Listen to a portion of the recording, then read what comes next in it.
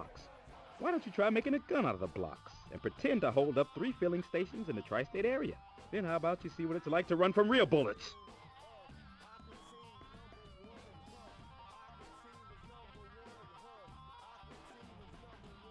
I'm a little teacup, short of style. Hold my hand up, here's my spot. And when I sing spot, you know a body part I'm talking about? You know a body part? That's right, my flipper. And my handle is my other flipper.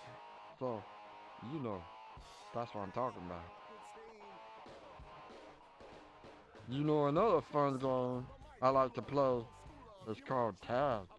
And that's where you running around, you got to touch some old boy or girl, you know, and she's it, and then she got to touch you. But don't tell nobody I said that, because I ain't allowed to talk about that game. But I want to learn how to play that game.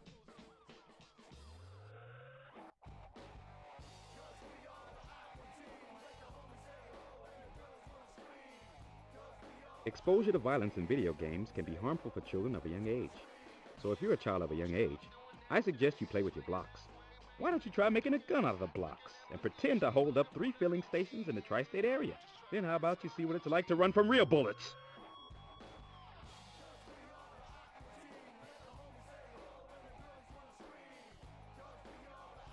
So happy that you could join us in hell.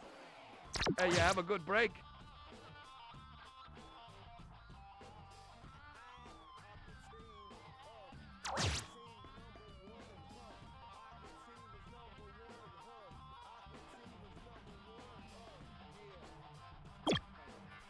I'm a little teacup, short of style.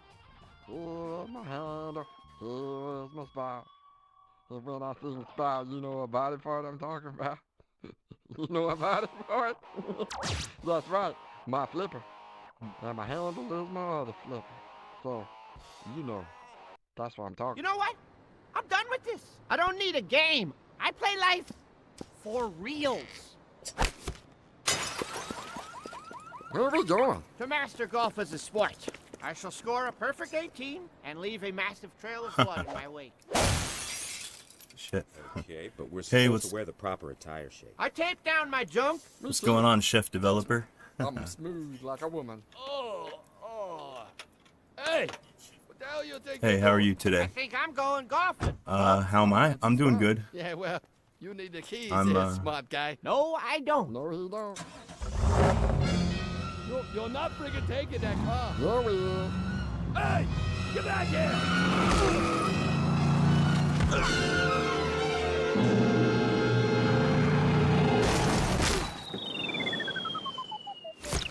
Whoa, what in the hell are you doing?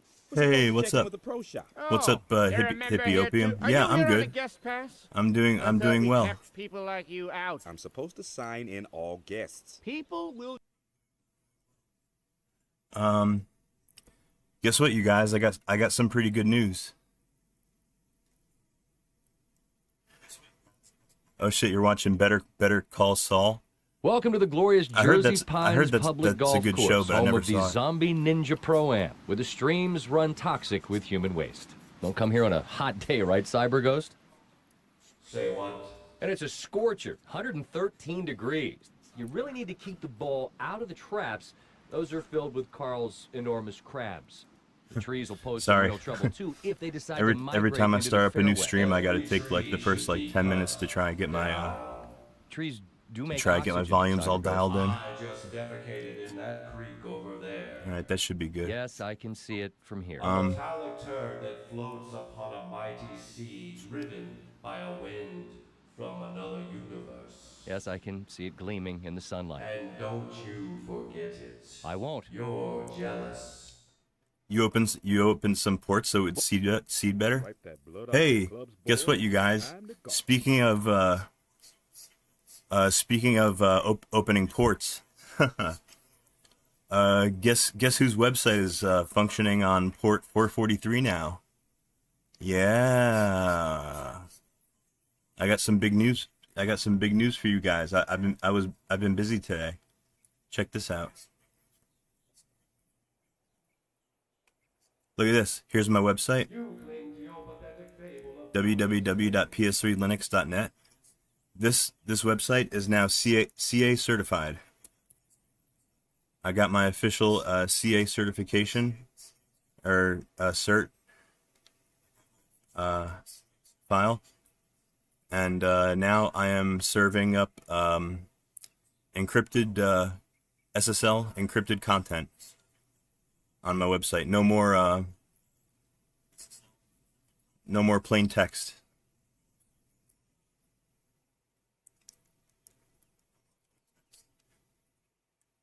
Cool as fuck. Yeah, very dope, right? Yeah, check this out. Yeah, I can type in. My website now uses HTTPS.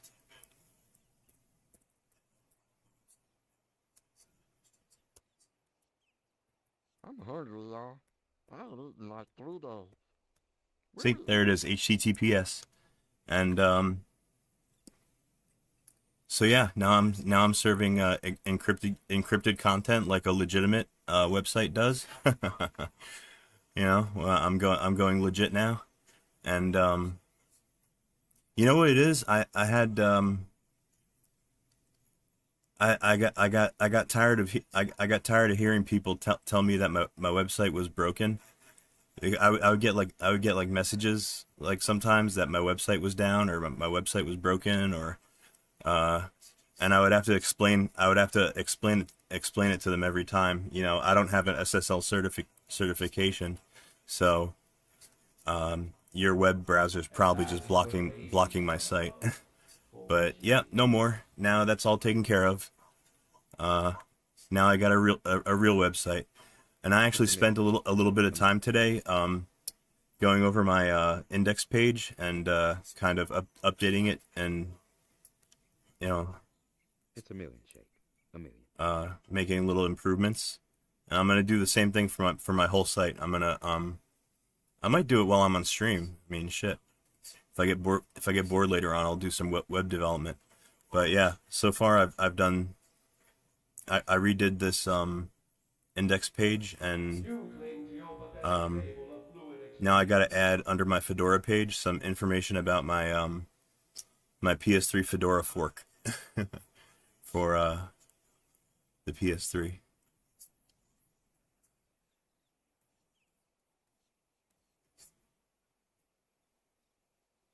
Oh yeah, Hippiopium. Yeah. Yeah, I believe you were. Yeah, I finally got fed up with people telling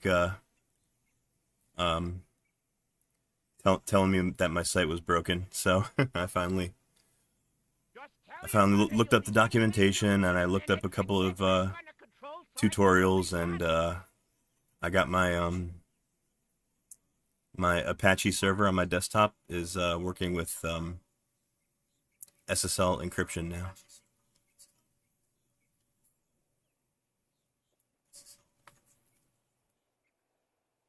Hey, T94. Yeah, that's the big news for the day. My website is now legit. So you won't get any more warnings or errors when you try to access my page.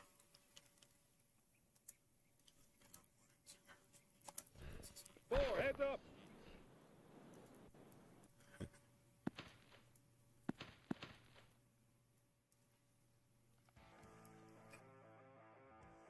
I'm number 1, baby. Wow, I just can't get that snack cart lady out of my mind. She's enchanting. Hey, where's that lady with the drink cart?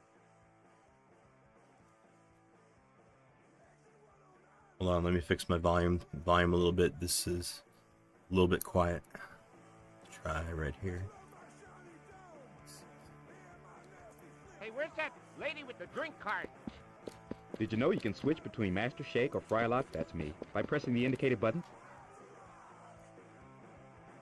All right, let's do this. Hey, where's that lady with the drink cart? We're under attack! Fight back using the indicated button. Feel my pain.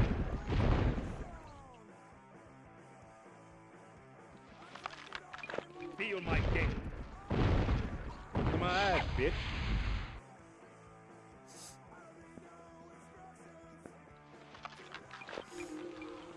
Feel my dick.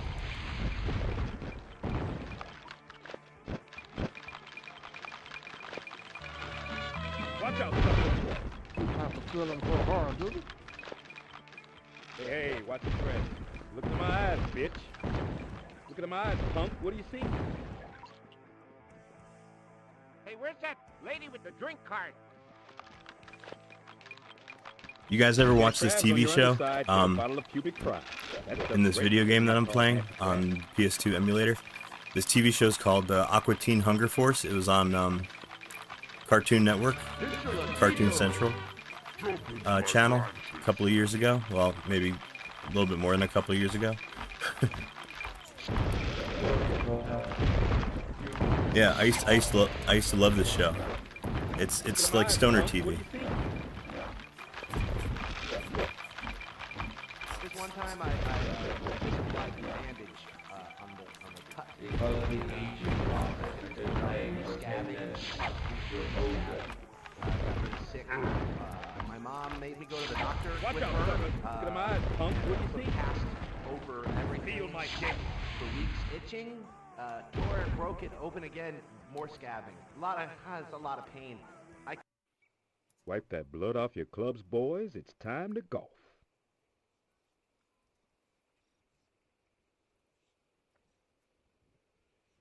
All right, where do we gotta hit this thing? Over here? No. Over here?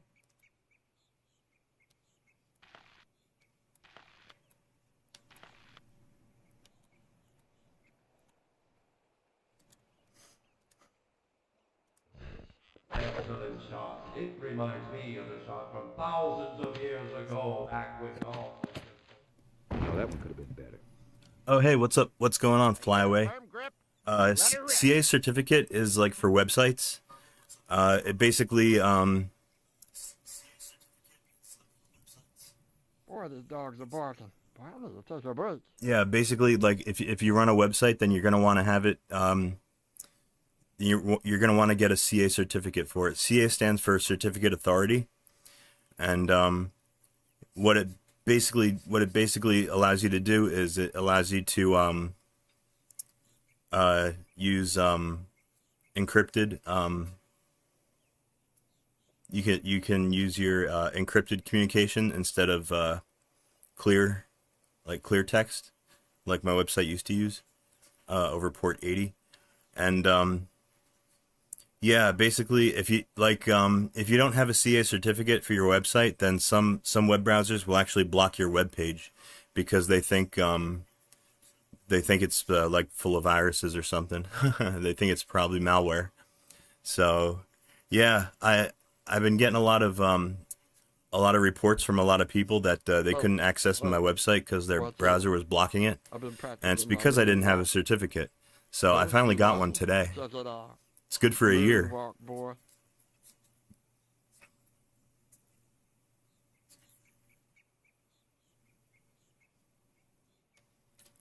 Oh yeah, I remember Drawn Together. That was a funny show. What's this? Yeah. I've been practicing my moonwalk. Huh? You like it? Check it out. Moonwalk, boy. excellent shot. It Hey, reminds Filthy me Pit of Dog. the shot from thousands of What's years up? ago, back when golf was just Oh no, I'm doing bad at this golf. I'm gonna show you how to play. Hey, that didn't suck. I think I'm hitting the ball too hard. Well, look, the problem is that you're bending your elbow in your backswing. excellent shot. It There, that's better. reminds me of the shot from thousands of years ago, back when golf was Yeah, how cool is that? I finally got my CA certificate, Hey, and it didn't cost me anything. moonwalk. I got it through Check it out. No IP, the same website where I get my domain from, and yeah, they didn't charge me anything for it, and it's good for a year, so I don't have to think about it for a while. Just tell your mother you'll be done cleaning your room in a minute and get back on the controls so I can kill these monsters.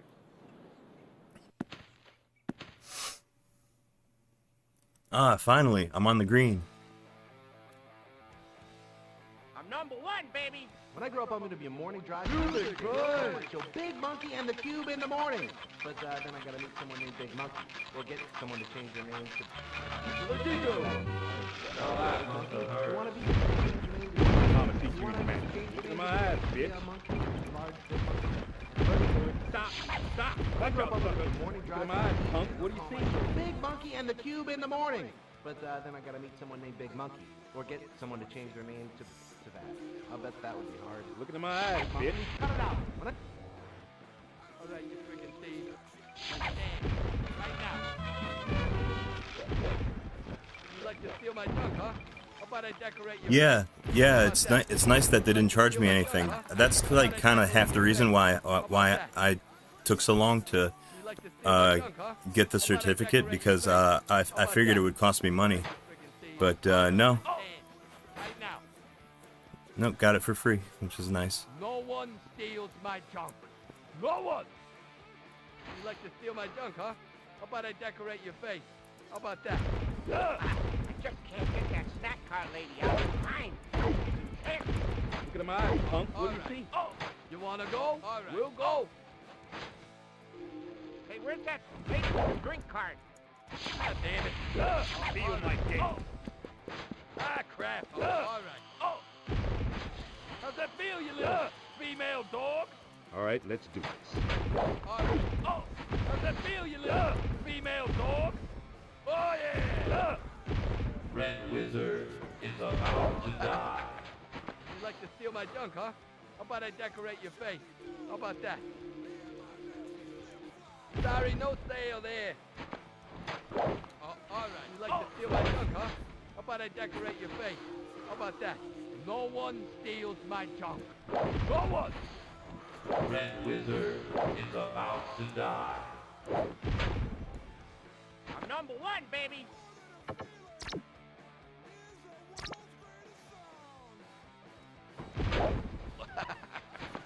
Let your mama teach you anyway. All right. Just can't get that snack cart lady out of my mind. Enchanting. Get off of me. Check out these guns. T94, all your SSL certs are free. Well, yeah, I think nowadays that's actually kind of more common. I think a lot of SSL cert providers nowadays they don't charge anything, like CertBot. I think CertBot is a way that you can get them, and those are free, I think. And I think there's another one called Let's Encrypt.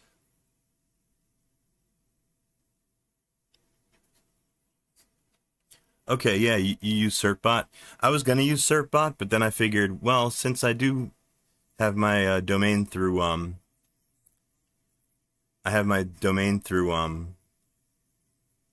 NoIP, so I figured I would see if NoIP had a way that they could offer certs, and they did. So Let's Encrypt uses CertBot as well. Oh, I see.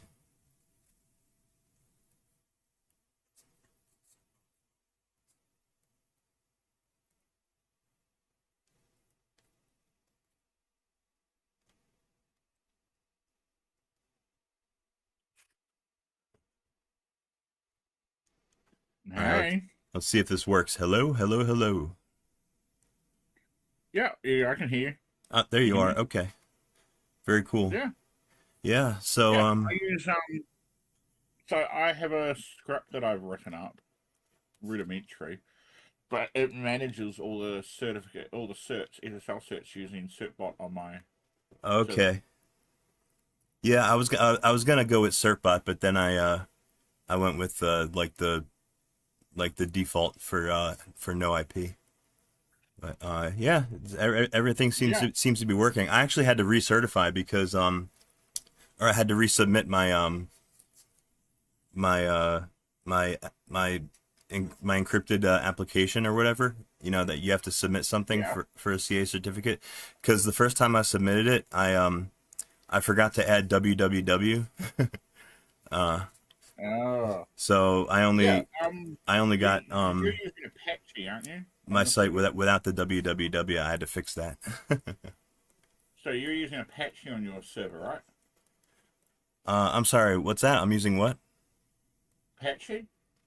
Yeah, I'm using Apache server, HTTPD. Yeah.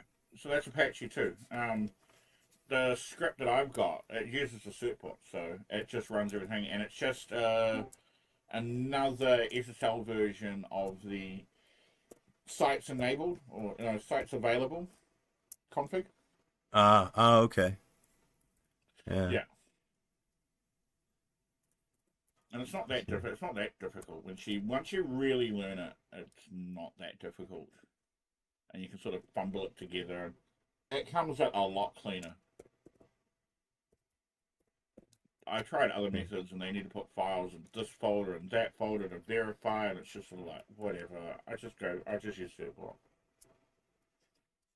Oh yeah, because there's a couple files that you got to put in a couple different places, and Apache needs to the Apache SSL module needs to know where to find them. So yeah, it was a little bit complicated to set up, but You can wasn't so bad. So you can use third-party SSL certs, and what they do is you put the SSL cert within the root folder hidden away, and then what it does is it reads it from the public access, and then it verifies your website that way, and it gives you SSL through that. Oh really? Huh. Yeah, it's not that great. I wasn't a real big fan of it. I thought about doing like a self-signed certificate, but I figured, I might as well go. If I'm gonna do it, I might as well do it right.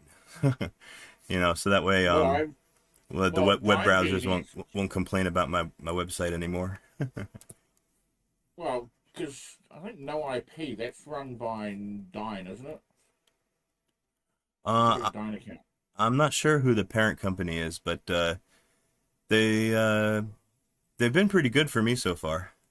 I got no NoIP is the other one. I used to use Dyn back in the day. So what happened? Yeah. Now what I do is, so you can set so have you got a static IP on your internet connection? Do I have what's that? A static IP. Oh, no, I have a dynamic IP, but what I do is like every 10 minutes or so, I update my. I actually have a setting in my router that's compatible with no IP. So my router actually reports my. A lot of routers have that. Yeah, it reports my IP every so often. I used to do that back in the day, and then I started just using static. I just started using a static IP, and then just changed the addressing on the DNS on the domain name. Oh, okay. Yeah. So when you go to server.cameronwalker.nz, that goes to my static IP, and then that accesses my server, and that's been configured to run on. That's running Apache. That's been configured to access that domain name, to work with that domain name, and then I've got Cameron Walker just set to what the hell, GitHub. Oh, okay. So Yeah. that uses an SSL certificate using the Google Pages, not the GitHub Pages using Jekyll. So now, sorry. So now the next thing that I'm probably going to work on eventually is I want to set up so that I have email from my domain from my own domain. There's a way that I can do it through NoIP. Yes. But there's another service that's free. Let me look for it.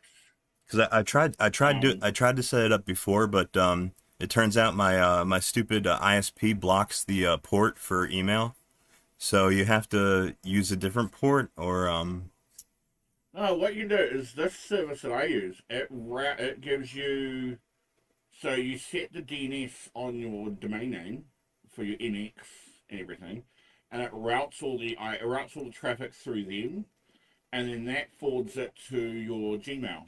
Yeah, that's it. It's more like a forwarding kind of thing. Yeah. I'd like to get that set up because it'd be pretty cool to have my own email address at ps3linux.net. How freaking nice would that be? Yeah, well, that's what I've got with me at KevinWalker.nz. Gmail addresses are so boring. Let me see here.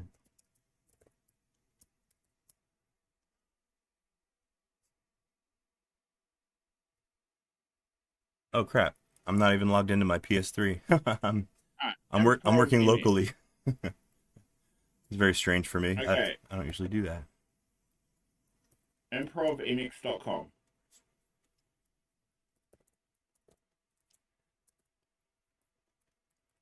Is it called Improv? ImprovMX.com.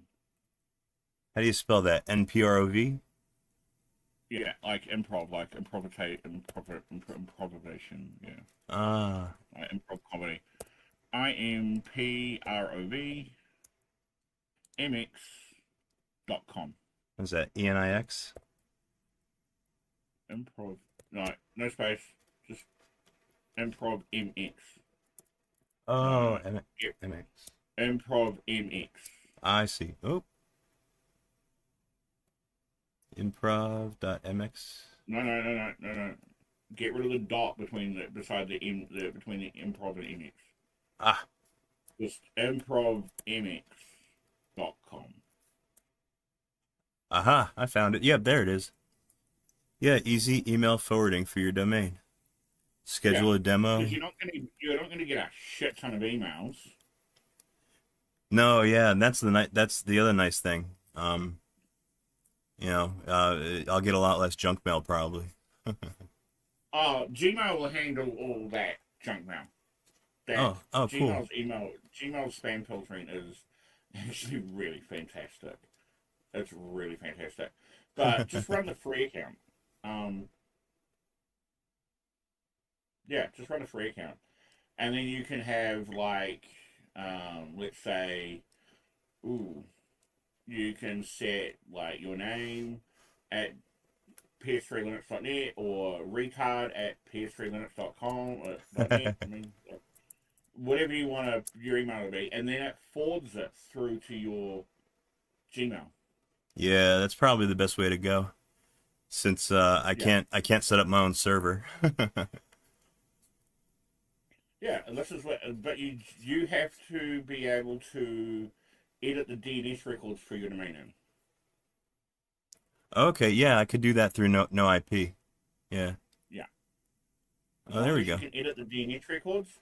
You're solid. All you just need to set, because you need to go in and set the MX records, so it would forward everything, the text and the MX records, and that would tell you what you need to forward, and it would just forward it all across. I bookmarked that page. I'm gonna look into that later on. Yeah. That is the best one. You can have one domain name, 25 aliases, so you can have like the virtual email addresses. So you can have one like retard or webmaster or god, all at your domain name. You have 25 email aliases. That will all forward to your one Gmail account. And then it will do 500 a day emails. Okay. Well, that's more. That's way more than enough for me. Yeah, that's plenty. I doubt you'll be getting like 20 a week or something like that. But it's I use this as I use this for our clients because it's a good stepping forward. Like, hey, you can have the domain name, but you don't have to have like the full hosting set up. And it's a cheaper way of like, hey, you've emailed a professional domain name. This is the thing. And then if they question, so I got an email back from Gmail. Yeah, because I'm a tradie, for example. I'm a concreter. I'm not always in the office. So it's easier if I have everything run through Gmail. And a lot of people are like, oh, okay. All right, sweet as. But yeah. That's good. That's what I use.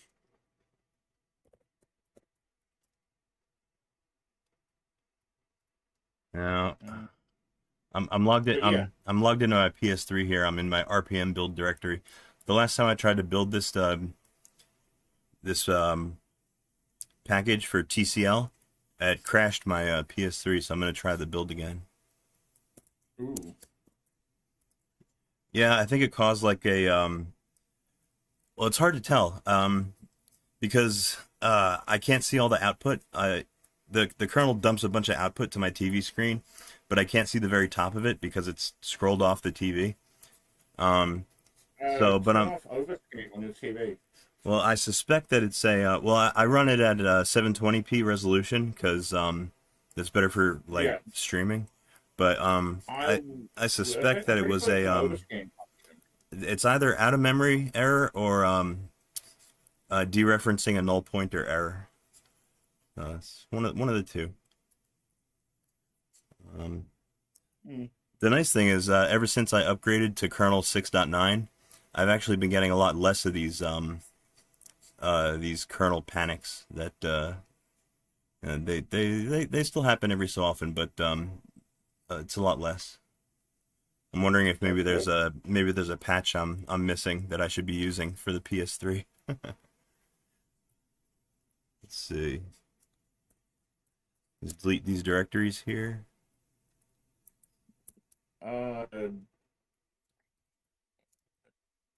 It's basically a play device now for development. I don't think it would be. Nah. You need the games to be able to run on them and the code format that you need, because you need the PPC code. And Steam only drops and distributes x86 64 code, AMD 64 code for the games of what the developers upload. Let's see here. All right, let me see if I can find my my build command that I used. If I scroll back enough, I should be able to pick it out. Oh, that might be it right there. Just go history grid. Save some time. Find utils? No, not find utils. I want to build TCL. Okay, just go history grid TCL. Oh yeah, that's right. Check this out. I could do this. This is a good trick. Grab. Oh, you know what? It's not in my history. You know why? Because my PS3 crashed and it didn't save the history from my last session. Whoopsie-daisy. That's all right. I'll just I'll use one of these commands here for RPM build. I'll just alter it.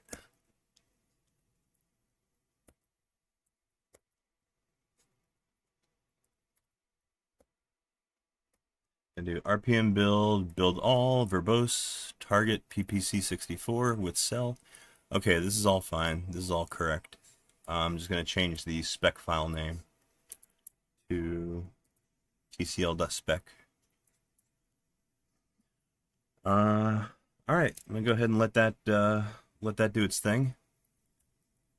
Hopefully, it'll get it. It failed when it got to the testing phase, when it got to the unit testing. So we'll see what happens this time.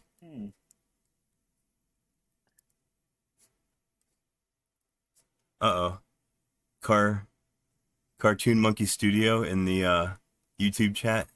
No chance it would ever run Steam games. You mean the PlayStation 3 and Linux? No, I don't think so.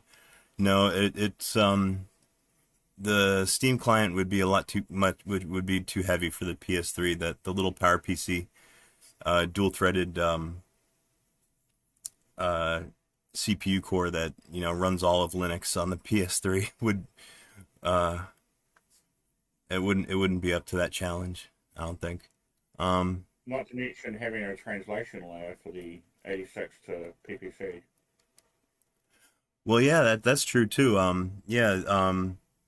The Steam client's only available on x86. You would have to you'd have to run it like through QEMU or something. Oh God, that would be slow. Or just write up a whole emulation layer between. Speaking about emulation lab. Cartoon Monkey, So, yeah, it only you supports the know, CPU. so think about emulation there. You know WSL2? Windows Subsystem for Linux 2? Windows Subsystem. Oh, yeah, WSL. I've used it before, yeah. Yep. There is a Linux subsystem for Windows being developed. Linux Subsystem for Windows. Well, That will allow you to run Windows programs natively in the oh, yeah, Linux operating system. you know what? I think I saw a YouTube video that mentioned something like that earlier today. That very soon you're going to be able to run Windows apps natively on Linux. I skipped the video. I didn't watch it, but maybe I should have. I That's found pretty the project interesting. the other day, and I was like, because I was thinking about it, I was like, there's a WSL. Was there an LSW? And I'm like, I went looking around. I went looking around. I couldn't find anything. And so I just asked Jim. I was like, is there an LSW? Like, is there a counterpart to the subsystem Linux for like things so we can run Windows program natively? And like, yes, it's this. And I was like, oh, really? Score. It's about 50% through the project. It's buggy as hell right now, but yeah. It wants to essentially, it will allow you to run a program in a similar fashion with Wine, where you run the Wine command and then you run the Windows executable after it. Huh. So if you wanted to run Windows software, let's say a game, you'd run the layer and then you'd run the thing, and that will run basically natively on the operating system. I wonder if Wow. I wonder if you could run like Photoshop that way. How cool would that be? Well, that's kind of like half the motivating point, is to bring that Photoshop, is you bring the Adobe layer, the Adobe stack to Linux. Yeah, Yeah. and also Premiere, all those Adobe programs that they refuse to port over to Linux. How funny would that be if we got them like running Well, there like is no with basically financial incentive. like native performance? That'd be awesome. At the end of the day, there is no financial incentive for them to move to Linux. There is no, yeah. Like you'd have a Linux release of Adobe when Windows is released as a Linux operating system, and you have a compatibility layer for Windows, and they just ditch the Windows kernel, and they just run a compatibility layer within that, and everything's just run that way. So you have your native Linux and you get your native Windows. If Microsoft did that, that would be a killer operating system. That would take over. The adoption of that would just be phenomenal. Like Yeah, within weeks, not even it will go even from 0 to 90. more than just Adobe. Like there's a lot of other like software like applications like DAWs like for producing music and stuff that only run on Windows. At all the best ones run on Windows. The Linux really only has like one major DAW program, but not a whole lot of people use it. It's called Ardour. I've actually used it before. It's pretty powerful, but it takes a lot of getting used to. The learning curve is quite high, yeah. Oh hey, Yeah, check it out. it'll take a while. Dust Skull is in the chat. What's up, Dust Skull? Am I compiling ISOs? Well, currently in the top terminal, I'm compiling TCL on the PS3. I'm basically just adding packages to my PS3 Linux RPM repo server at the moment, and yeah, in the bottom terminal, I'm not doing anything yet. Bitwig has native Linux build. Yeah, Bitwig, that's also for audio production, right? I never tried that one. The DAW that I have most that I have the most like experience with is back on Windows. I used to use a DAW called Sonar, which was built by the Cakewalk company. It was a really good audio software. You know, back when I was trying to be a musician. Mm. Oh, Bitwig is similar to Ableton. I've used Ableton before, so I'm a little bit familiar with that. I thought it was called Ableton. Yeah, I'm probably mispronouncing it. Yeah, because the ton, you've got the NE in the end, like as in Ableton. tons of weight. I'm saying it Yeah, retarded. Ableton is TON. Yeah. Duskull said Adobe, yikes. And it's like, yeah, but that's the issue. Like, you would see if Adobe brought out a Linux release for the Creative Cloud, for its all of its Creative Suite, and people could run the Creative Suite on Linux effortlessly, you would see Linux adoption go through the fucking roof. Oh yeah, Guaranteed. I would predict exactly the same thing. Yeah. I think that's like the kind of like the stumbling block that's holding a lot of people back from switching operating systems. I think, as especially the Adobe suite of software. Yeah. Like you've got DaVinci Resolve, that's cross-platform. How the Pirates of the Caribbean was all done in Linux, edited in Linux, and like all rendered in Linux. The whole thing was Linux platform. Nothing. The entire bunch of movies, never touched a Windows PC in any point of the production. Yeah, because Blender is Linux. DaVinci Resolve is Linux. It was within the Linux world. It actually got promoted quite heavily because it was a pure Linux-only movie, which is rather quite difficult when you think about it at the end of the day.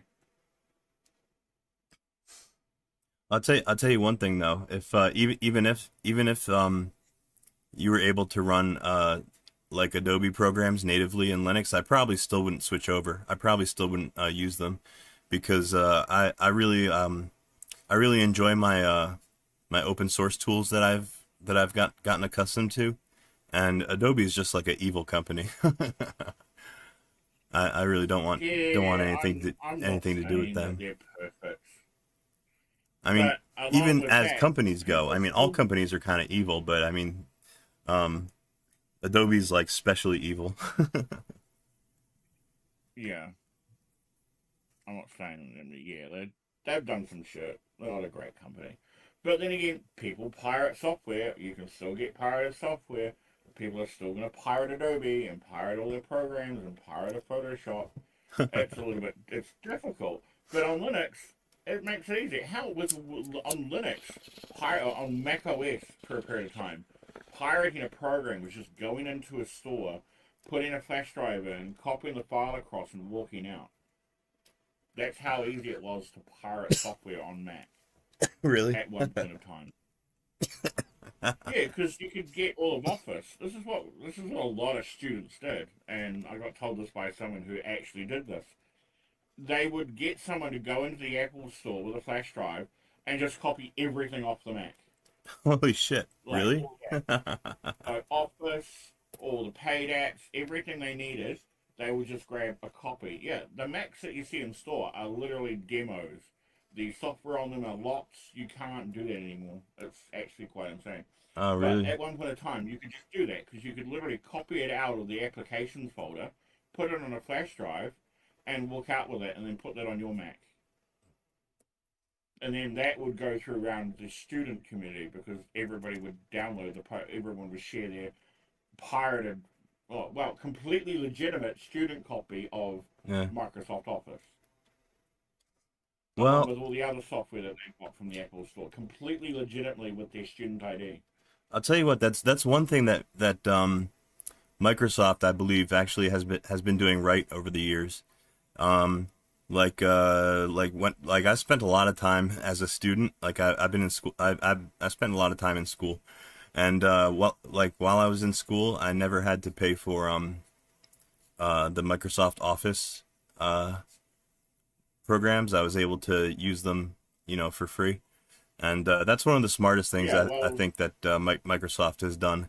It kind of locks people into your ecosystem early on, No, it just reduces the incentivization of pirated software. It does do that Because too, yeah. who wants to pirate Microsoft Office when you're a student and you get it free, like straight up legit free? You just sign in with your university student account email address. Yeah. And it's Oh, just those are done. handy to have. I still have a university email address. Not come to think of it, I should probably get some use out of that while it's still active.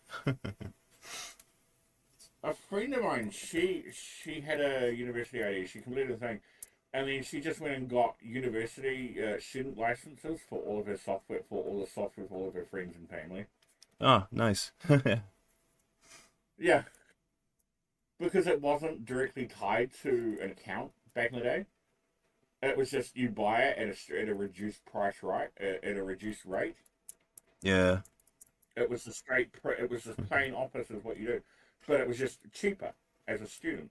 So she would go to different stores and buy multiple copies of Microsoft Office and give them to her family before her ID ran out. Oh. Yeah, that's how they did it. It worked out well. You know what the thing was for me? Like the thing like that kept me on Windows like while I was a student. Like when I was a math major, I used to do a lot of my math homework. I actually used to type it a lot. I would actually print it out. Yeah, like once you get to these higher math classes, like, you know, it's all symbols and everything that you're writing anyway. It's like a different language. But yeah, I gotta say that Microsoft's the equation editor in Microsoft Word is really, really good. I was able to that's what kept me on Microsoft while I was a math major, is because I didn't want to lose access to my I tried using LibreOffice for entering like equations and stuff, but it just wasn't as good. Just wasn't as good experience. Microsoft Office, specifically Microsoft Word. A friend of mine, I've just been helping a friend of mine with some like the Microsoft Word side of all of the legal documents, like all the presentation, the formatting, and all that sort of stuff, and helping her access and find the information she needs online. Huh. All right. But she just recently, in the last week, she just discovered that, because she's already done like law studies, right? Oh, wow. She wants to pass the bar and become a lawyer, but she's just figured out that you can, like the bibliography, that doesn't need to be done manually. The footnotes, that doesn't need to be done manually. She did her entire studies previously doing the footnotes manually and doing her bibliography all manually. Oh yeah, there's like hotkeys for that. Yeah, she didn't know that you could take a paragraph from one sentence with the footnote on it, and it will drag that footnote between the pages and move it between the pages where your footnote is. Yeah, and it'll number them for you too. Yeah, automatically. She did that all manually. She had no idea. Oh no, that's a pain in the ass. I told her she needs to spend some time and learn Make up your Microsoft friggin' Word. mind, man. Yeah, seriously, she needs to know Microsoft Word. I'll never forget the shortcut for entering an equation in Microsoft Word is Alt equals. If you press Alt equals, you can open up the equation editor. Tell you the truth, I probably should have spent the time to learn. Have you ever heard of LaTeX? I think it's pronounced. It's spelled like latex, but it's pronounced LaTeX. Latex, yeah. Yeah, latex. That's like the best way for mathematicians to edit equations for like publishing, but it's its own like it's its own language, and I never spent the time to learn it. I really should have. Yeah, it's a back-end language, and it produces the actual math equations in the rendered form. Yeah, and they come out looking perfect. Yeah, absolutely perfect. Rather than just like space. But yeah, I've been helping her out with all that. So she's discovered recently that the center exists, There's a whole bunch of Microsoft Oh. Word that she's just discovered exists. But she's like in her 50s and she learned on a typewriter. So she still thinks, Hey, you know what? it's a typewriter. I'm old enough. I've actually done reports like in grammar school and like middle school. I actually used to use a typewriter. I'm old enough to remember that. Wow. Oh, hey, have I ever used MATLAB? Yeah, MATLAB. I've used the website before. Yeah. That's also a good equation editor as well. And also a heavily pirated program too, between students.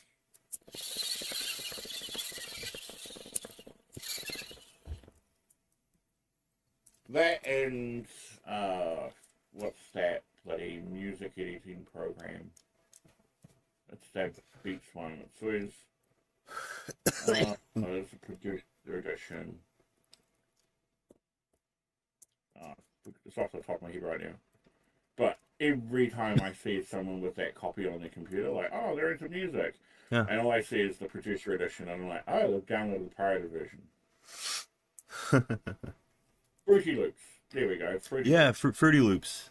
Yeah. Yeah. That's a very popular the entire time audio I've production. been servicing computers, I have never seen one single legit installation of Fruity Loops. It's always been the producer edition, every single time. Oh, really? Huh. Yeah, Yeah, no one I've never would used take it. Fruity Loops Pirate. myself, but I know it's super popular. It's like a Oh, yeah, it's it's like an industry popular. giant. Well, it's kind of like I've also never used DaVinci Resolve. I really should try it out one of these days. I wonder if it's really hard to get it running on Fedora. There must be No, I've got it running on Fedora. No, I've got it running on Fedora. It's actually pretty easy. It's pretty easy to get up and running. I've heard it can be finicky. Yeah.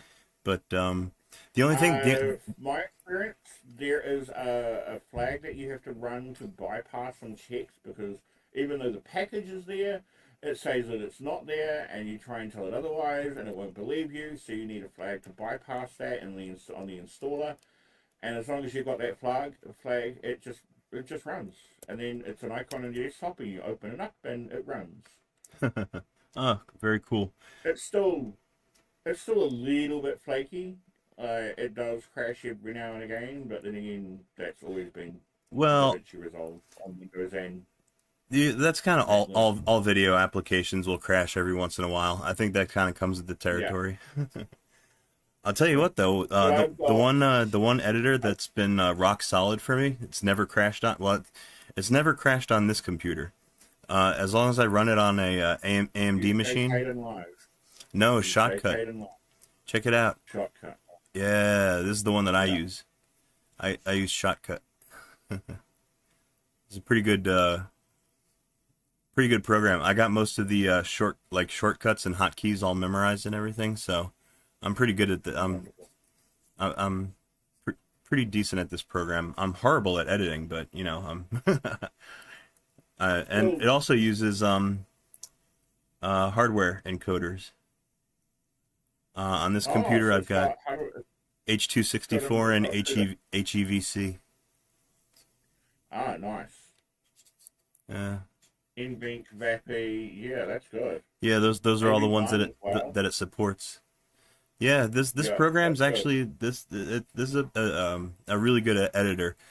People kind of dismiss it because it doesn't doesn't have all the professional options and everything that the more fancier editors do, but it does everything that I need it to, and it's never crashed on me. Yeah, well, I used to use Sony, but I started out in Sony Vegas, so I've been using Sony Vegas for years. Oh, I played around with GNU Chrome Octane. Studio a bit too. And then I had a look at what did I have a look at? The other one. I forgot the name. Content memory.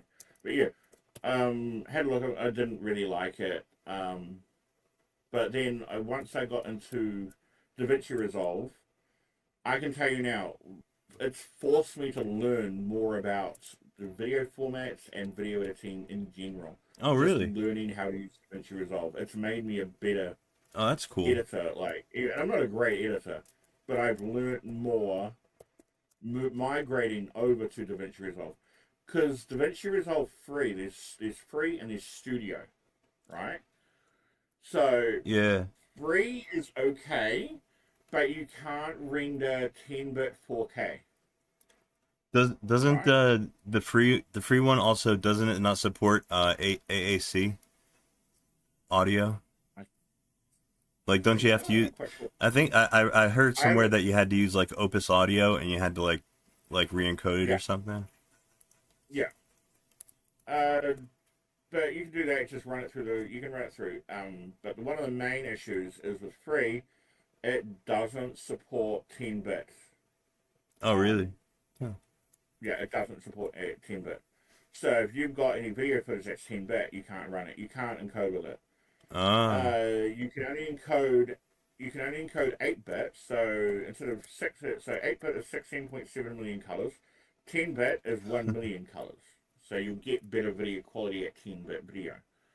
okay, I've shit. discovered that my Osmo Action first generation Osmo Action that I've got that still works and it's great. It's a great little camera.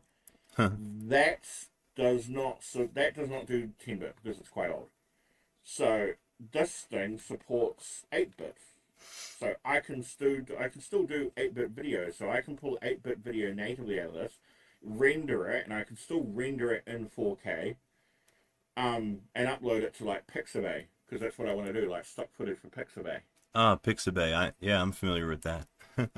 Yeah, so I want to upload stock footage, 8-bit stock footage to Pixabay for like people to make YouTube videos with and shit like that. Because it's 8-bit, no one really gives a shit.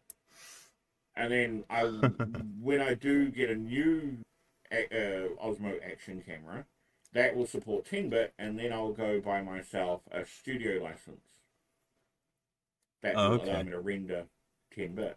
But Yeah, I've got a whole bunch of plugins. I've got a whole bunch of effects. Yeah, I've got a whole bunch of stuff. I went through the entire market of free and what's available, what I can use, and there's some really cool stuff that you can use. huh. So if you want effects and stuff like that, I've got quite a bit. Yeah, that's right. Yeah, that's actually one shortcoming, I guess, of Shotcut is it doesn't support like a whole lot of plugins. Like it supports some, but Yeah, like I wouldn't be able to use like VSL like plugins or anything like that on here. yeah. Um, But whereas I've got a whole bunch of VSL plugins, and then you've got LUTs as well. So I've got LUTs coming out of my freaking ears. LUTs? LUTs. So you know when you go to an image and you play with the levels, Yeah. right? So you can play with the blacks, the greens and the reds and the blues, Yeah. and you can adjust the photo using that, so you can give it more of a vibrant look. When it's just a dull, plain day, you can make it look like it's a bright summer day just by changing that balance, the levels. Yeah, You can yeah, people emphasize could certain features. like I don't have too much experience doing that myself. Like I don't do like color grading Yeah. or anything, but I know Well, I've got that people my people can panel do is some color pretty graded. amazing shit like with Yeah, so these yeah. LUTs are like predefined. This is what they're like recipes. You Oh, take a nice. photo, you put a LUT on it, and then it recipes that image with that LUT in order to give you what you want. Huh. So you can make a dull image into a nice vibrant one with a nice LUT. Or you can put a wedding LUT on it to make it look those shiny, glossy, sort of, the whole wedding look. Well, yeah, there's Yeah, like there's this a whole there's circle. a lot of stuff that you could do in post production that Yeah, I don't have like I just don't have any experience with because yeah, I use a very simple editor, but it would be kind of fun to yeah. mess around with the The DaVinci Resolve real sometime. That seems to be everybody's favorite on YouTube. Oh, it is a massive, like I've dropped Sony Vegas. Like I've just Magic Faces, whatever. I've just stopped using them. I'm all DaVinci now. I'm Wow. never going back. Like, it's just straight up taken me. Like I'm done. Huh. But the Fusion editor in DaVinci Resolve, that is the real backbone. Like, if you like, when people say, when people talk about the real powerhouse of Linux is a terminal. Yeah. With DaVinci So- Resolve, the real powerhouse is the Fusion editor, the Fusion 360, like the Fusion thing. That allows you to do effects, 3D rendering. It's basically, there's so much you can do with it that's just absolutely, actually insane. Like, I don't think in 10 years I would still have any gleaming, any decent understanding to even come close to call myself a professional with Fusion if I dedicated the next 10 years of my life to it. Really, it's that deep? Oh, incredibly. So it's like Incredibly deep. like what's that program, that the Lightwave? Is it like a Lightwave replacement or something? No, so it is your After Effects. Oh yeah, After Effects. That's what I was thinking of. Yeah, that's what I meant. That's what I meant to say. But it uses whereas After Effects uses more of a timeline, non-linear, sort of like every effect has a level, then you got keyframes, and then that's how you work it all out. This is on a node basis, so you pass a node through another node, and you pass that node, and you put a merge node in it, and then you can add in backgrounds, and then you can add in a node to put in a background, and it will cut through the background to see the background behind that background. Oh shit. Let's say it's a video. So Yeah, let's say, for I example, you've got the Matrix. And here I am. I don't even know how to put text in my videos. I've been thinking about like looking into that, like how do I like put text on the screen, because that's a thing that I should really learn how to do. That's a pretty basic thing. You should already know how to do that. No, I've never done. Well, you know what? I did a long time ago. For a class project when I was I did it in Premiere, but I've Yeah, it's a very simple thing to do in Premiere. Yeah. It's a very simple to do in any video editor. I haven't messed You don't around have with to that put with that stuff yet in Shotcut. It should be very simple in Shotcut. It's a very, very fundamental. It's like hopping into a car, like, where's my steering wheel? Oh, I only I only recently got into playing with the playback speed. Like you can change the speed of your video in Shotcut, and it works pretty good. You can change it in multiples and make your videos go fast and slow. I like messing with that stuff. Downsides. Don't expand. So let's say you want to record slow-mo footage. Get a camera to record slow-mo footage. Get a GoPro or an Osmo Action. Oh, and then really? Record at 120 frames per second. Because you can't stretch something. It's the same concept. Like you could build a Mini out of a Boeing, but you can't build a Boeing out of a Mini. Yeah. Get that?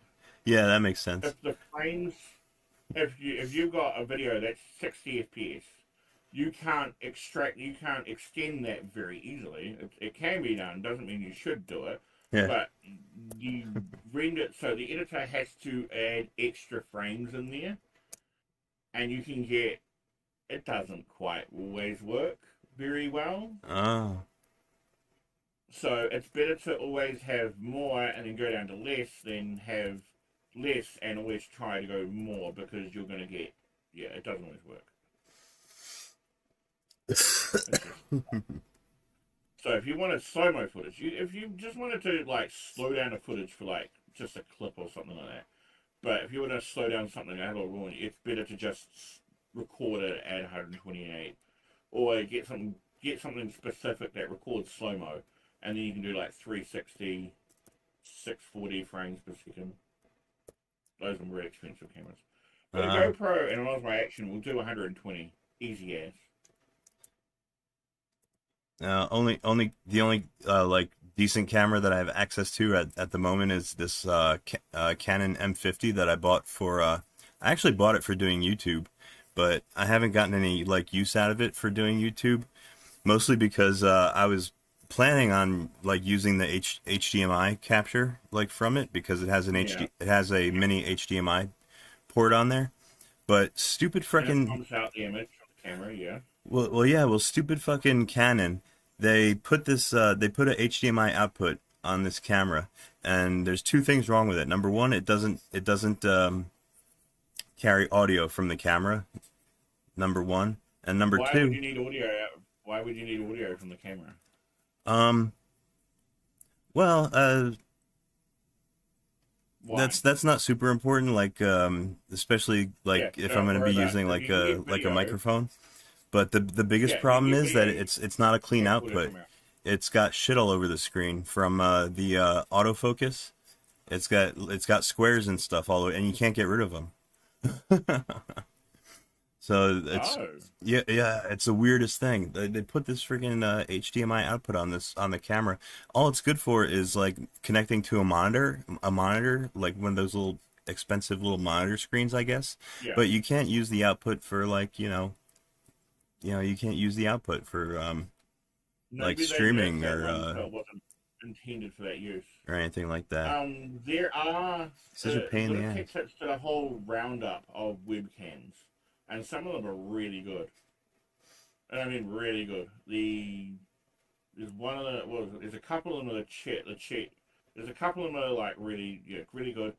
I haven't quite got through, but I was looking at the OBS, the Obsbot camera.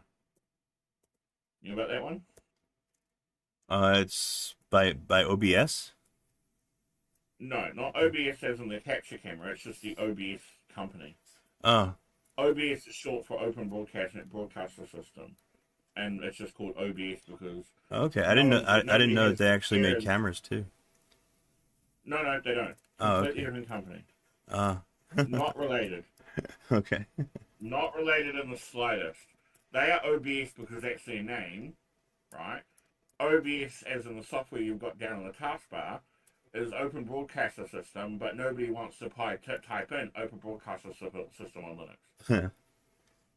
Yeah. No, so everyone just abbreviates it down to OBS. Completely different. Same news, different company. Different product. I'm gonna put a else right here. And I'm gonna put an endif down here, and that should do the trick for this file. You can pick up some really nice webcams, 1080p, 2K webcams. That give You know what you a I'd really like good to get? image. I'd really like to get my hands on a camera that I could put Magic. Have you ever heard of Magic Lantern? It's like custom firmware for cameras. Oh. Yeah, it's really I didn't cool. know that.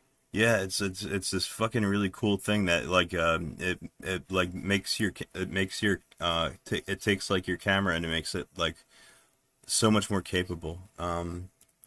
See if I can find it. Of course, it won't work on mine, but Canon, yeah, Magic Lantern Home. Yeah, it's got all kinds of like extra it's options and shit that you specific. can put in there. Yeah, it's a specific EOS. It runs off like a SD card, I think, or you install it from like a SD card, and it's like it's like custom firmware basically, and you get like on-screen overlays, headphone monitoring. It's good for taking photos and shit. Oh, here we go. Main features. Yeah. That Exposure. looks great. Analog digital gain adjustments, overlays, zebras. See, movie, shoot, focus, scripting. Full control over H.264 bitrate. Full control over recording frame rate. RGB histogram with raw support. That's good. HDR. Yeah, that looks really good.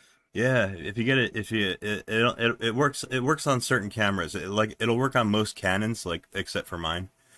But yeah, you could download it here. You can actually get the source code. Oh, Yeah, here it is. cool. It's on GitHub. Yeah.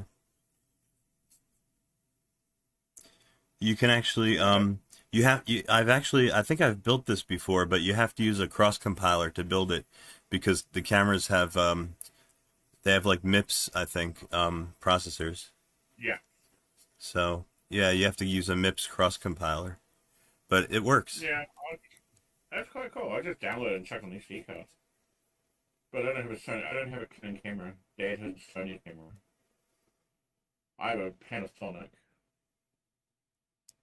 See, I like these Canon cameras, except, they kind of burned me with the one that I bought. I thought that, you know what the thing is? They try to upsell you to like they're trying to like force you to get the more expensive model because the more expensive ones don't have all that junk in the in their HDMI output. I think that camera was targeted between it to a for a certain price point to a certain market. Well, you know what? I really like their autofocus. They're like really good autofocus apparently, but Yeah. Yeah, they've always had good autofocus. My dad's a photographer, retired photographer. Oh, nice. Yeah, I used to be into I used to be into like photography and shit back in high school. I used to be like more artistic than I am now. I'm not very artistic. I'm more of, if you want to turn one thing into it, if you want to plug another thing into another thing, and there's a computer involved somewhere in the mix, that's where I come into the mix. Oh, okay. Oh, still though, Yeah. I mean, you must have a pretty good eye. Yeah. Let's see. Not very. I'm ADHD. I don't have much creativity. I can make things practical. I can make things clean. I can make things clean and simple, but the whole creative aspect is just lost on me now, sadly. That and coding and just about everything, every other decent skill that everybody has. I usually say the same thing about myself generally, but then I remember, I do music sometimes, and that's artistic. That's Yeah, I forget about my little that. brother has the music gene. Oh, Music really? thing. Yeah. Nice. I didn't know. I can't do anything. I did do music at school, and my music teacher was like, "You know how to use the music software?" I was like, "Yeah, I know how to use the music software. I like because it was it was Cool Edit 2000, right? And that was picked up by Adobe, and that's now called Adobe Audition. Oh, But back in the days of Windows 95, it was and Windows 3.1, it was called Cool Edit 2000, round about it. Yeah. So what happened was I used that, so I knew that software. I didn't know anything else about music, but I could capture the audio. I knew how to handle the audio, and I had to process the audio. oh I shit. knew what the audio was. Did you ever Yeah, I knew how to do it. did you ever work with like MIDI devices? Like I've done a lot of Yeah. like MIDI programming. Yeah. Yeah, I dealt with some of that. But it was mainly, that's how I pass music, is the fact that I don't have a musical bone in my body, but I could do the computer side of it. And my music teacher was like, well, okay, well, it's all going to go to the computer anyway, so... Oh crap, I almost forgot. I wanted to double check the version here. 6.5-5. 6.5-5. Very good. All right, this spec file is finished. I'm going to go ahead and start this build process. We're going to be building the TextInfo utility.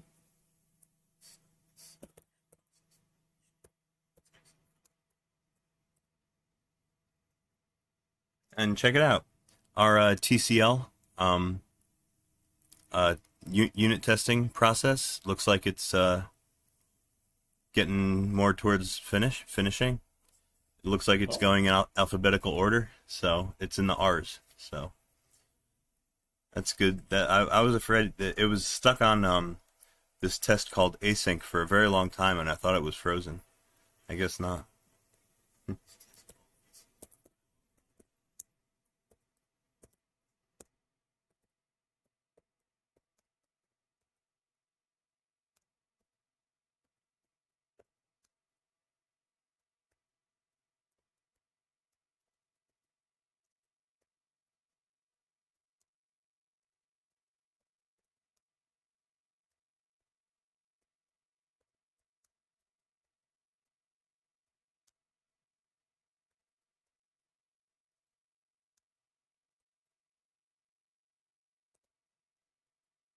What are you doing for Valentine's?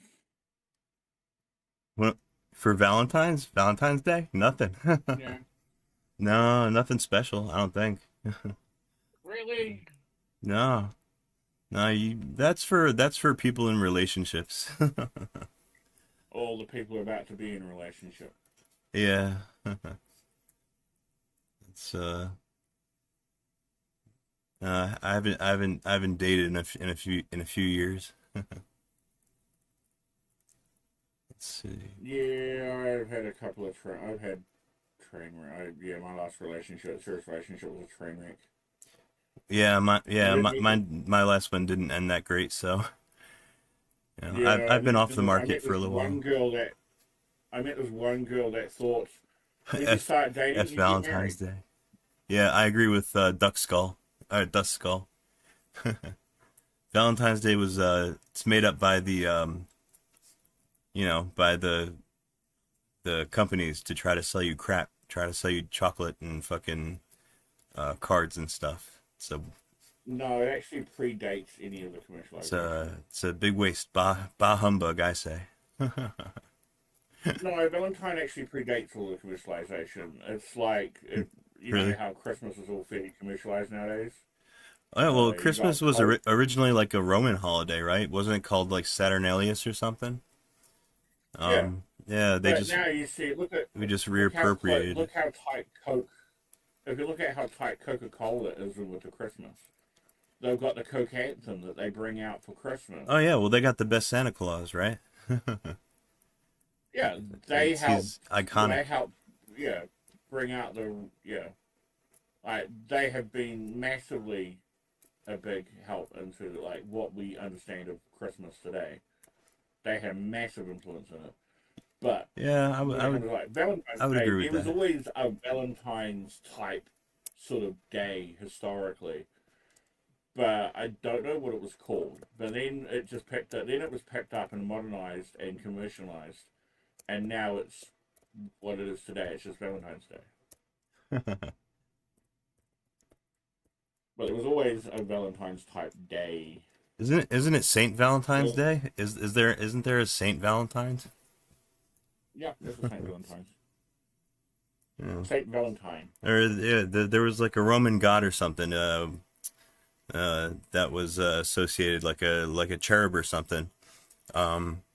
Cupid. Yeah, Cupid, the one that shoots the arrows. Yeah. Yeah, that's the Valentine's Day guy. Hey, check it out. Our TCL is almost done packaging, which is Yay! lovely. Yeah, that took longer than I expected.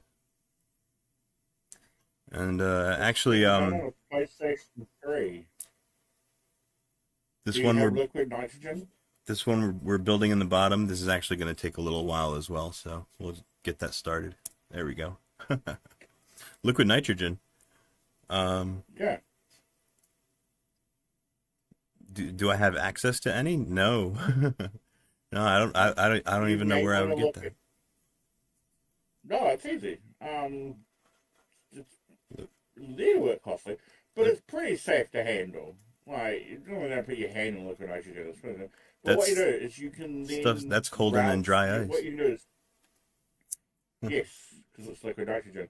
Yeah. You can push liquid nitrogen through the cooling system of the PlayStation very slowly. You don't dump it on there like dumping it, like dumping something on the internet because this is areas of tubes.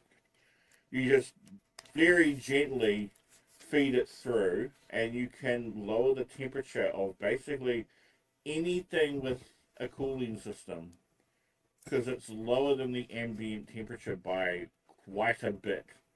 And you can essentially, if you know what you're doing, you can overclock, to some degree, whatever computer or device that you're working on. Well, yeah. Well, I guess as long as you got sufficient cooling, you know, Yeah. which is where I guess the liquid nitrogen would come in. But Speed processors with speed step, and I wouldn't be surprised if the PlayStation 3's PPC cell architecture has a speed step system implemented inside it. So the hotter it gets, the slower it gets, because it wants to reduce the heat generated. So you just reduce the temperature that it can push out by lowering the temperature of what is the ambient temperature. So it dissipates the heat far more effectively, and therefore it lowers the temperature, and then you can get like full, or in most cases exceeding the clock of the CPU, because the process is running slower, you're losing less in heat, so therefore the process is running more efficiently. It all comes down to physics, right? Yeah. I remember back in the day. So there's a PC. I got PC Mag, the PC magazine, and they had the world's first 1 gigahertz computer, and I was like, oh my god, that's an absolute beast. And it was just a case with a liquid nitrogen tank underneath it. Really? Yeah, and all they were doing is pushing the water cooling leap through the liquid nitrogen to drop the temperature of it, and basically that's how they got the processor. It was like a 600 megahertz processor, and they got it right up to 1 gigahertz. They broke the 1 gigahertz barrier with the 600 megahertz. I know that the cell CPUs were tested at very much higher gigahertz than they were like produced at, they shipped at. But yeah, they actually ran like double the gigahertz that the PS3 runs at, which is like 3 point something, 3 point, what the hell? Nice. Is it? I should know this off the top of my head. This is embarrassing. 3.192 gigahertz. Oh hell! They probably lowered the clock to increase the longevity of the consoles. Yeah, but I think I read on Wikipedia they actually tested them at 6 gigahertz when they were developing them. They came out in line with the Xbox 360, and they were having the red ring of death issues. Yeah. Which incidentally was caused by heat. You know what? I'm actually not too familiar with what is that? What was causing? Was it a GPU issue, or was it a CPU issue? It was overheating. The cooling system wasn't great, so it would heat up. Oh. And yeah. And just general like general failure. Yeah, and eventually it would degrade everything, and then eventually that's where your red ring of death came in, and it was indicative. Microsoft lost hundreds and hundreds and hundreds of millions for the consoles just with the red ring of death, because they didn't put the extra tooling into giving it a really good cooling system, which is kind of stupid, because it came back and bit them on the ass. Because all Sony had to do was bring in a PlayStation that didn't have a red ring of death issue, because somebody was going to go out and spend all their money on this if it was going to die in 6 months. I could spend my money on a PlayStation that would last 5 years. Yeah, that whole situation ended up costing Microsoft. Like, Microsoft spent a lot of money to make and they're selling the consoles under budget under cost of what it cost them to make it. Well, I know that the Yeah. PS3s were Sony sold at a loss. I mean, the early PS3s were sold at like almost $200 loss per console. Yeah, they both did it because for both of them, it's a loss leader. We can lose $200 to make it affordable so people will buy it, or we can keep $200 and they won't buy it, and then we won't get them buying the games and the online stuff and the online like subscriptions. Yeah. So like that's generally like Sony was banking on like making the money back through publishing games. Yeah, and the online side, online subscriptions. So that's what they bank their money on. It's like, we'll take $200 a hit here, and we can make a hell of a lot more on this side. So it was economics, basic economics. It was very well made, very well played. Microsoft did the same thing, but yeah, Red Ring of Death. So apparently, some dude had leaked a photo of a warehouse, and it was just bins after bins after bins of Red Ring of Death Xbox 360s. Jesus, really? Well, yeah. Well, the failure rate on those things was really high, wasn't it? Like over 50%. Yeah. Yeah.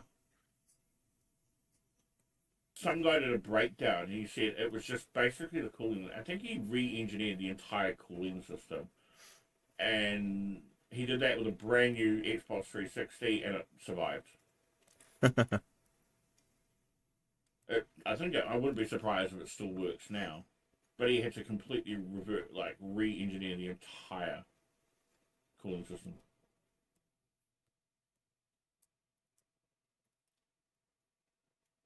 That's stupid when you think about it.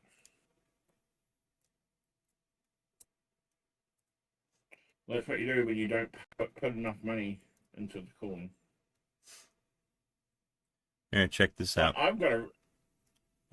You know, one of the last streams I was with you on, how I cracked out and came back after about 10 minutes? 5 minutes? Was that... That's when I was playing Uncharted, I think, right? Yeah. I just gapped it for 5 whole minutes, and I came back and like, hey, I'm back. My router, it's a very expensive router, and I got the ISP provided one. The Deco version, this is an RGNet version, the Deco version is like $1,000 for a single unit of what I've got. Oh, like shit. Nearly $1,000. Yeah, like it's a very, very powerful router. It's limited to, the only downside of it is they put a maximum of 20 port forwards, so you can't add any more port forwards, you've only got 20 port forwards, which I think is absolutely freaking bonkers. Like, why would you do that? What on earth made you think that was a good idea? Either way, so the router heats up, right? I'm running a 900 megabit connection at the moment. It's not even flexing the router in any kind of reasonable way. It's doing work because there's a lot of traffic, but it's reaching the maximum of what my connection can do in regards to upload and download because it's a very powerful router. But it's still not flexing the full might of what that router can do. Oh. And yet it's generating enough heat that the router absolutely just cracks out and loses connection, and that's when I gapped it the other day. That's what happened. So I had to go on AliExpress and I had to buy a fan that would sit underneath it, and it's a USB powered fan, 120 mil. Oh, and that cool. now sits beneath the router, pushing air up, and that's dropped the unit temperature by about half. And now I don't crash. Huh. Yeah. Well, I got a I don't use the router that my ISP gave me. I got a Netgear, but it's not super fancy. Like it I'd like to get a router that I could put custom firmware on. I don't think it'll work on this one. Good. I used to rock WRT 1900 AC. Okay, yeah, Open WRT. Yeah, that's really cool. yeah, you can open. You can run. I used to run OpenWRT, and then you can also run GDWRT. OpenWRT is better. There's a whole rabbit hole with GDWRT. Like it's just straight up bonkers. But I found moving from when I got this router, and because I bought it for $50. I don't know how hot this router could have been when I purchased it. But either way, I got it. It didn't come with a power adapter. Okay. It did come with a power adapter, just not the correct power adapter. So, the power adapter I got was something for something completely different, not the router. It was just white. So, I'm guessing they just thought white goes with white. So, obviously, I put it all together, I set it up, once I got a replacement power adapter, I plugged it all up and got it all ready, and that's what I'm running now.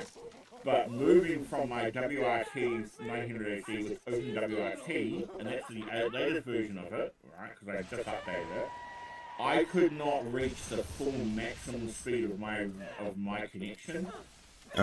Really? Just to the same peak of efficiency that this new router can. Huh. Damn, sounds like you got a pretty fancy setup. I just prefer it here. Like, it's something I don't really want to worry about. I just want to have the internet working. I don't want to spend 20 minutes around and why it's not working. But, so picking a good router and picking an expensive, unfortunately it means picking up an expensive router, it means that you get the full connection speed out of your broadband, out of your internet connection. So, it's helpful. Alright, I'm very, very confused about how to beat this guy. You gotta get rid of all these, freaking,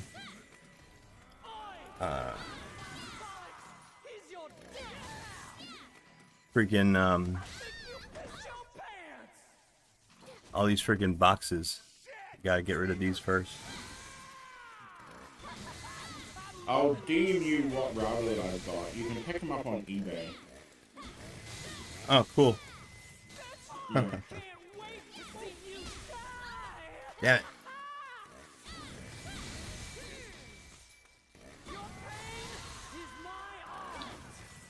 But yeah, unfortunately, getting a really good connection speed out of the connection, you have to spend a good amount of money on the router.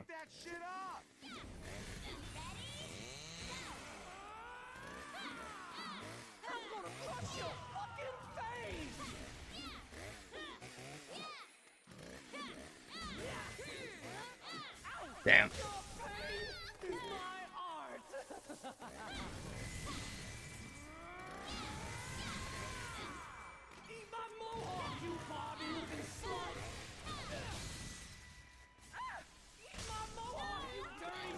Shit, he's gonna kill me.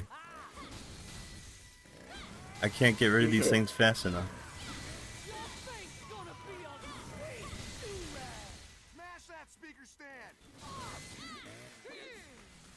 Huh. Yeah, they just keep showing up. I can't get rid of them fast enough. I might have to consult the YouTube video. I might have to watch a walkthrough.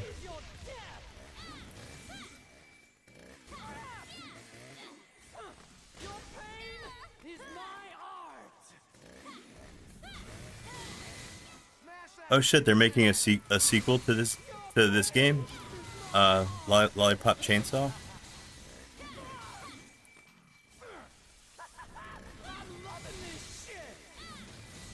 I know they made like a remake. They called it Lollipop Chainsaw Repop. I've only ever played on the PS3 though. Yeah, I don't know what the hell I'm missing. He just keeps jumping to the other side and throwing this shit at me. Yeah, I'm trying to.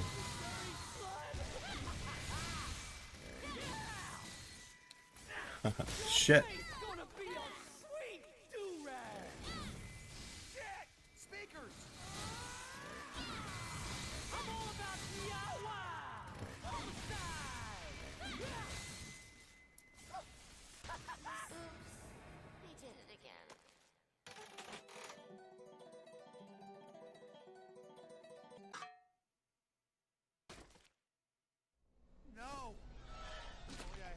You can get an achievement for looking up her skirt. Holy shit! I know if you get too close, she kind of like she covers herself up a little bit.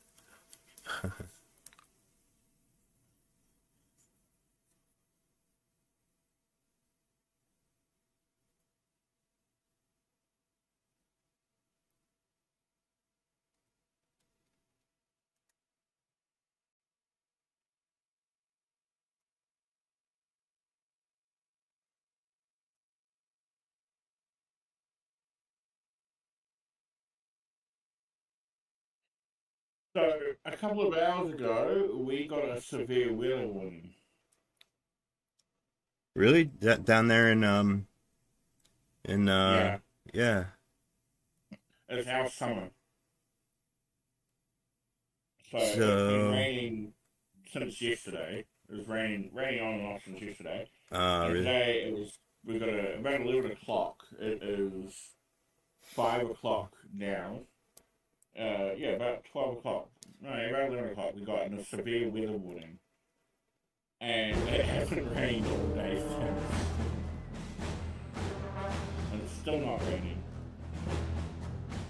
Huh.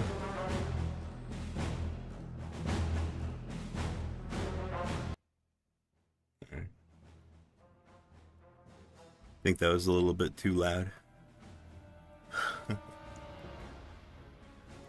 Put this back over there.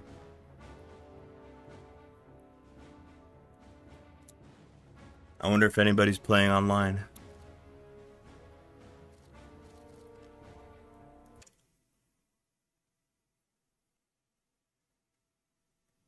Guess it won't hurt to take a look. See if any of my resistance fall man buddies are around.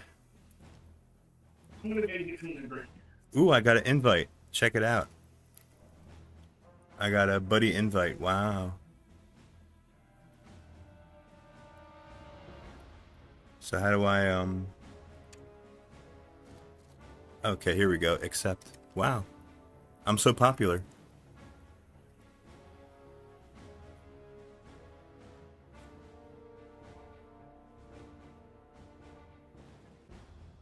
Pseudo 51 isn't working on.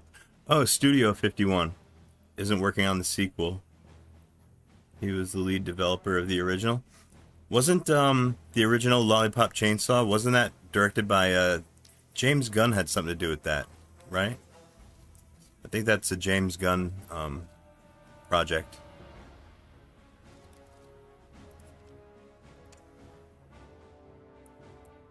Oh look, there is a death match going on. It's only 3 people though. All right. Let me join up real quick and see what's going on here. There's me right there, Selby E-Boy. Oh, I recognize this guy, Captain Cape Mall.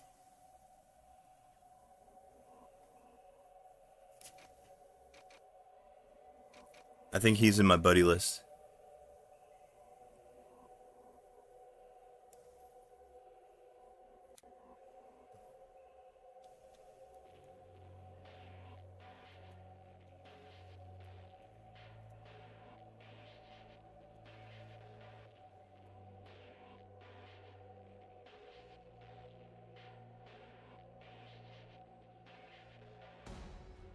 Oh shit.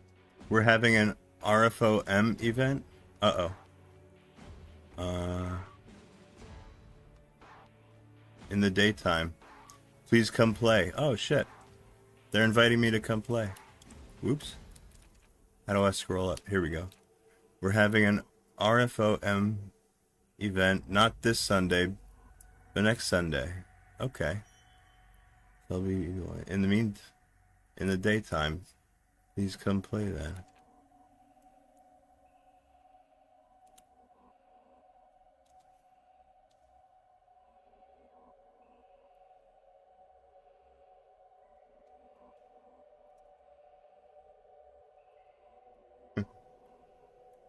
Alright, I'll say, oh cool.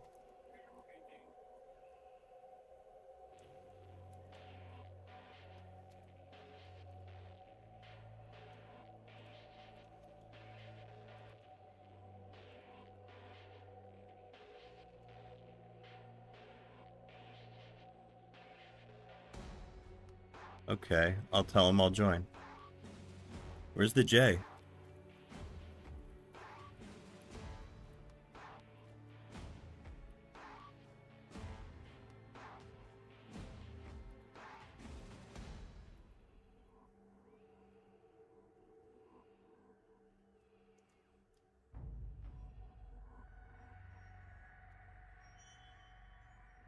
You're asking me how's it going? It's so hard to type with this on-screen keyboard.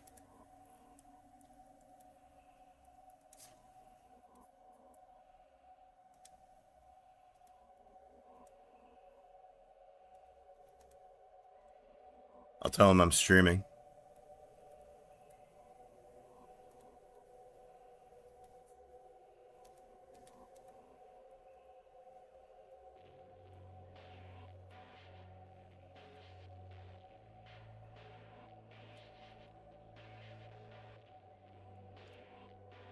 Oops.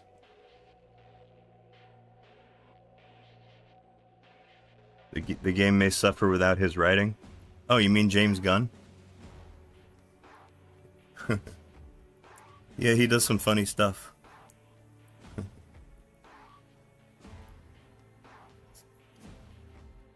Then next week we are doing another... Selby boy, we need you to stream on Sunday. Make sure you're here for the entire event. Oh no. They really want me to come back on Sunday. I should write this down.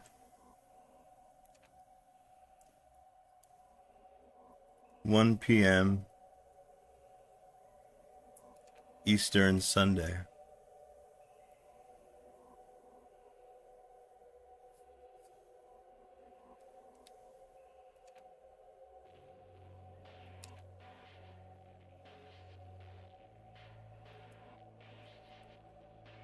Okay, February 22nd, 6 p.m. UK time.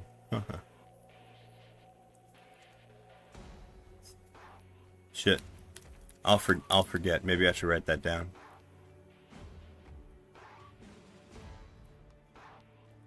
How do I tell people to watch your stream?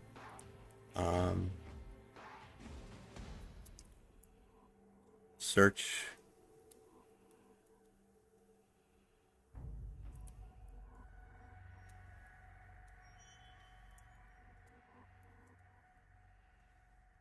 model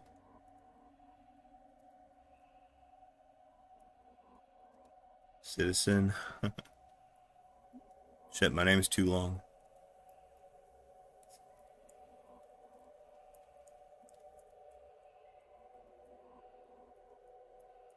PS3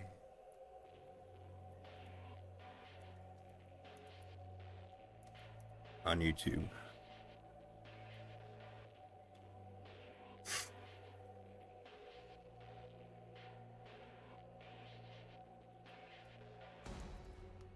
Oh shit, they had 8 versus 8 going earlier. That's a pretty big death match.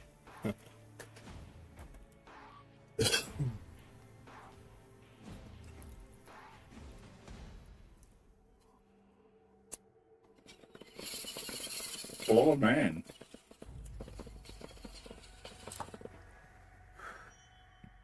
Crap. I'm running out of weed.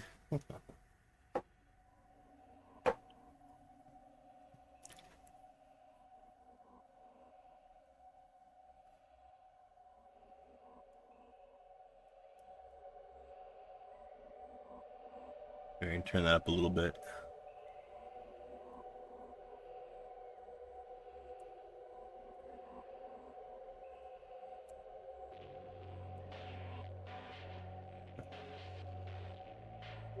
You need to get yourself sorted with a Windows streaming PC. Oh yeah? Yeah, to manage the stream, and you do everything else on another computer, and that just manages your stream, your audio levels, everything. Well, generally I stream with 2 laptops in front of me, but I only use the second one as like a monitor, so I can hear if my audio goes out or something. All right. Hold on a second. I gotta get myself like a drink of water or something before they start this game. All right, yeah, just give me a minute. I'll be right back. Hey.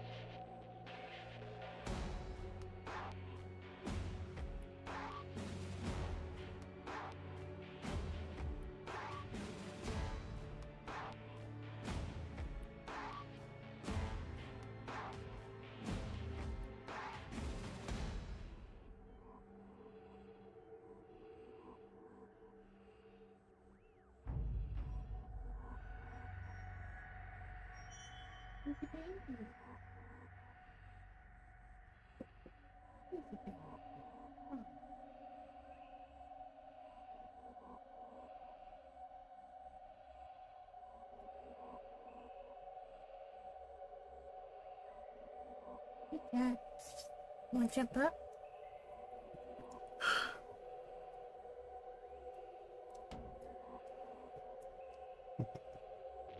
All right.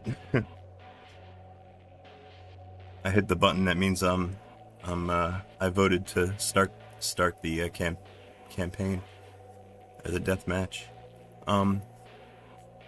Yeah, I just had to get a drink of water. My mouth is getting pretty dry.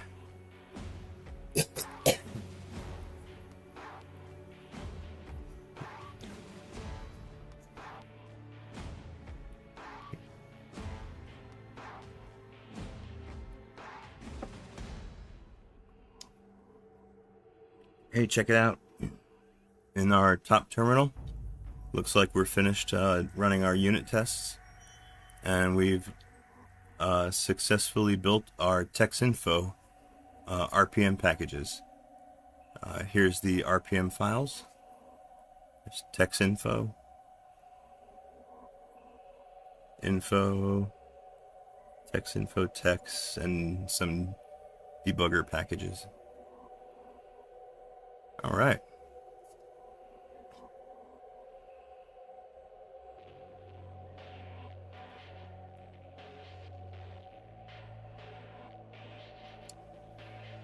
Oh, hey, what's up? How you doing? Some flan enjoyer. Oh, hey, check it out. Our battle's about to start.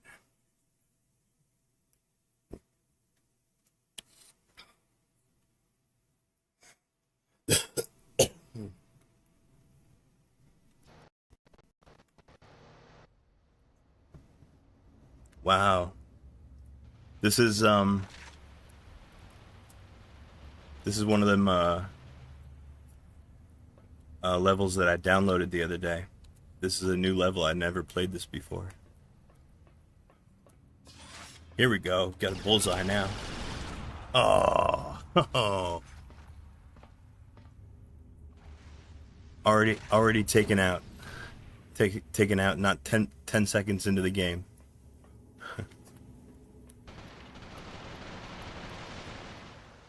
I want a better gun. This gun sucks. Oh, here we go.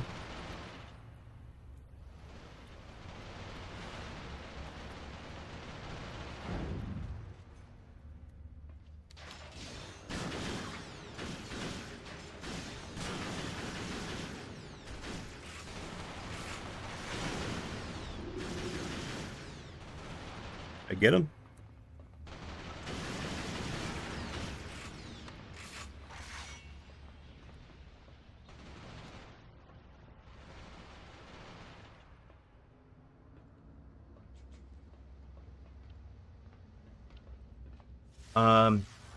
Yeah, car NFS. Yeah, you're right. This is Resistance Fall of Man.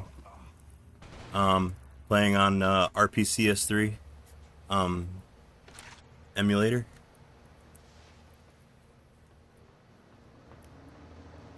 Yep. Uh-oh. Oh.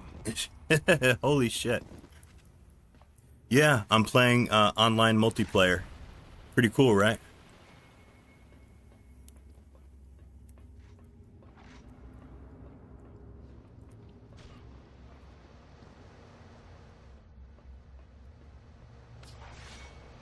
Here we go. Now I got the good gun.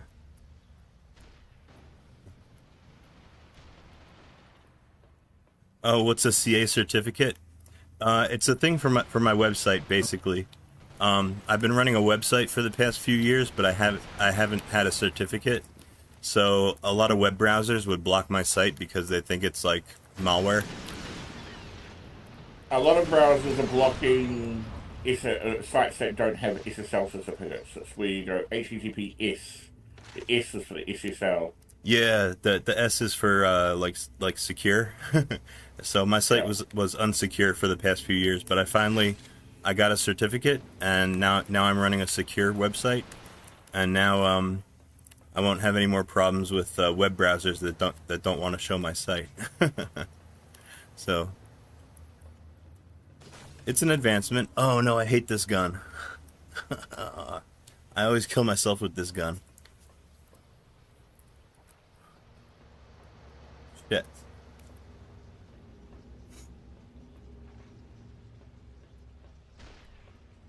Where's everybody? What he really should have put at the bottom of the stream is he's now got his SSL certificate. CA certification doesn't mean spot shit. Oh yeah, well CA just stands for Certificate Authority, so it's kind of redundant. Yeah, but it doesn't mean Scott to everybody else. Everybody knows what an SSL cert is. Yeah, that's what I should have said. Yeah, I'm just so excited that I got it all up and working and everything today, and seems to be working exactly how it's supposed to. So I love when a thing actually does what it's supposed to. I ran my home server without one for about a year and a half, and then it just got to the point where I'm like, oh fuck this, because I've got the domain name junknest.download, and people stopped being able to access the site very easily. So I had people emailing me, hey, what happened to the site? Like, oh god damn it, I'll get it sorted. Similar to what happened to you. Yeah, I had the same thing. I had like a lot.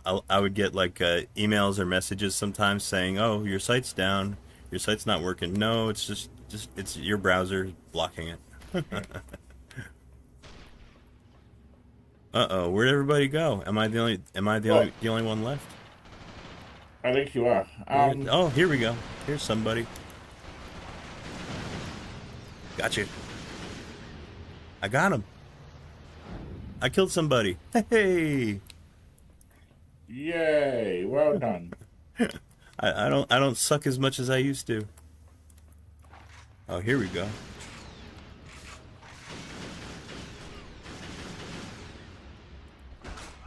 Oh no, the other guy got me. That's a win in your book. That's a win in my book. Yeah, full disclosure, in case you guys like haven't already figured it out, I really suck at this game.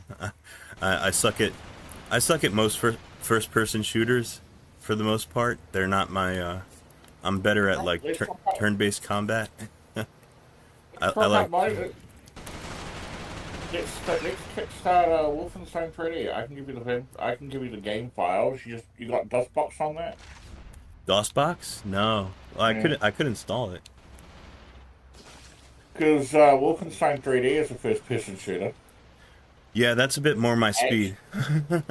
It's actually the first. It's the granddaddy of them all. Yeah, it's the OG. Yeah, that's the game that spawned this entire genre. What was that company called? id Software? id Software. Damn it, I don't want this gun anymore. I want to get rid of this gun. Oh well. Console shooters aren't for everyone.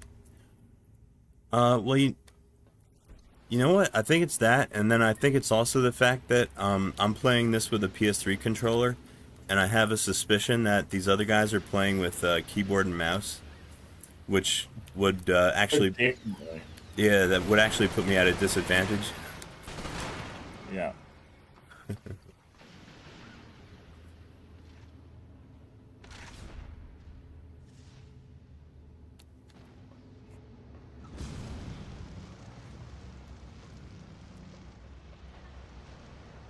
Whoop.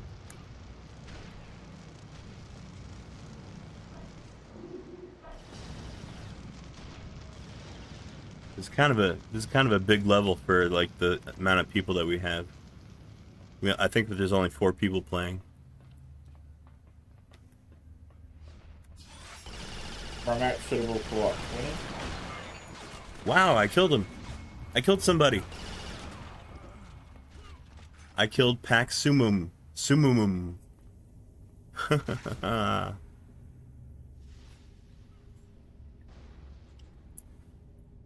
Oh, you got the Killzone trilogy? Are you sure that they don't work on RPCS3? I thought I read somewhere that on the compatibility chart, I thought I saw Killzone on there.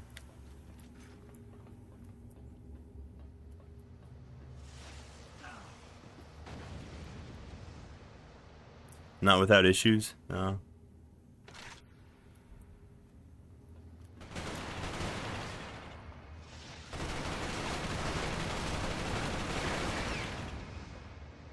Holy shit, I just got 2 people. I got two for the price of 1.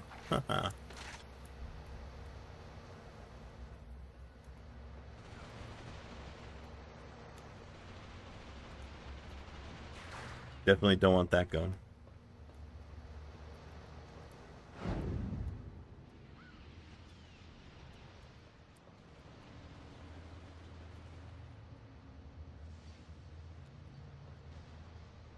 Oh, did I see the recent state of play? No. No, I haven't seen that, but I did see that some other streamers were making like live streams about it. Why, was there something interesting? Did I miss something interesting? The standalone ones might be the trilogy. Oops.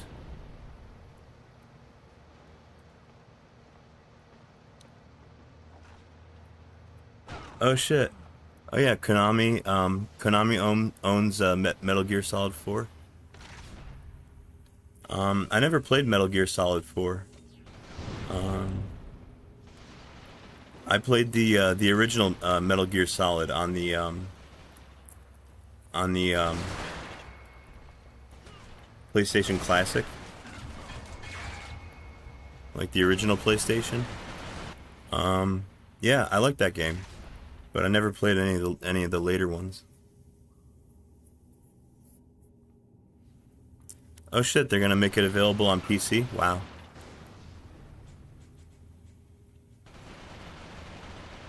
Metal Gear Solid Peace Walker? Yeah, I enjoyed playing Metal Gear Solid when it's one of the few games that I've actually beaten. But yeah, I've only played that one.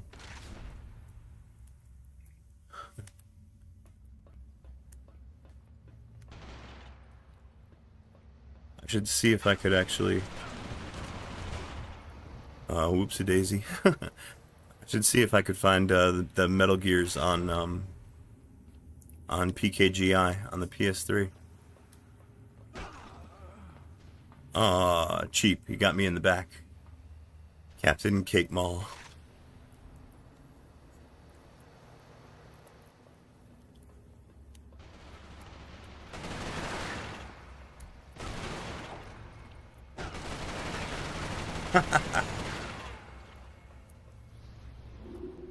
Oh, I got somebody else. Wow, I got a couple kills today.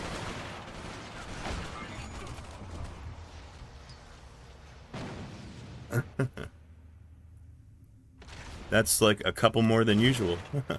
I usually don't even get like a single kill.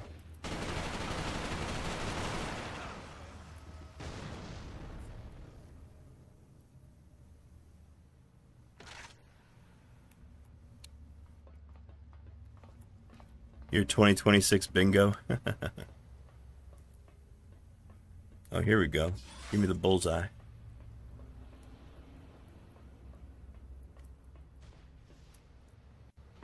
Saw somebody over here.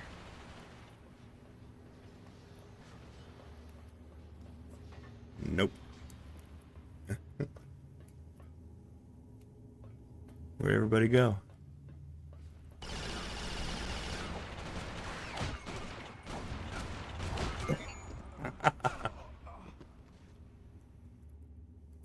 I killed Javier. Oh, here we go. Javier? It's probably Javier. Yeah, you're right. I called him Javier.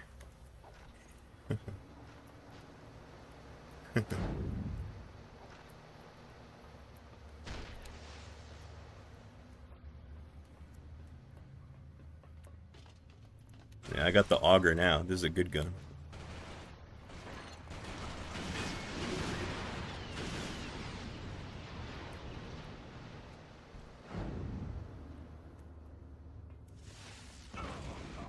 Oh.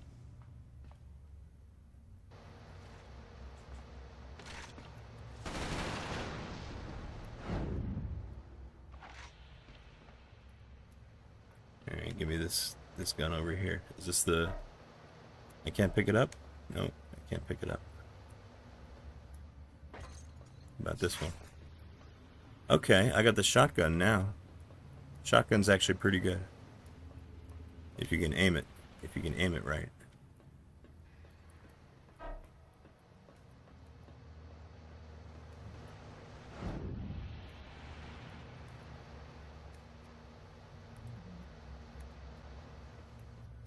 Huh. Oh, I see somebody. Crap. Oh, I almost had him.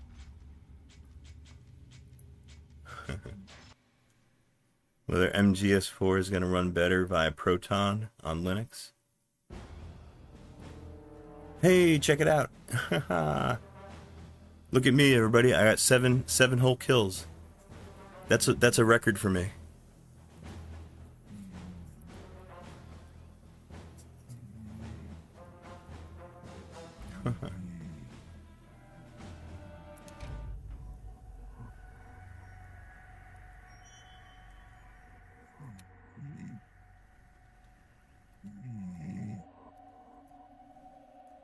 I'm gonna go gloat about it.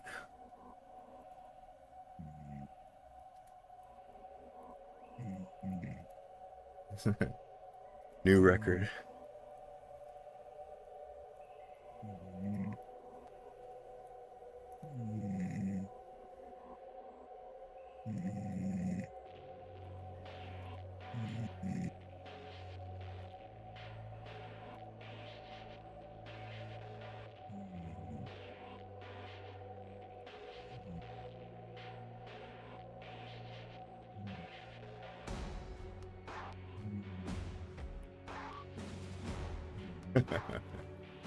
Oh, that's pathetic.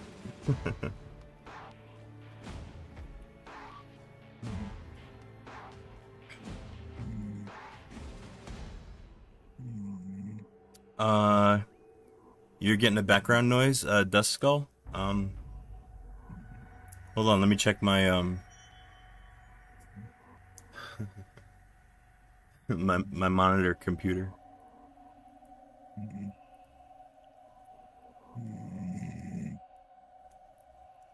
ASMR Discord. So, you know what? I think you guys are right, you know? Actually, I think,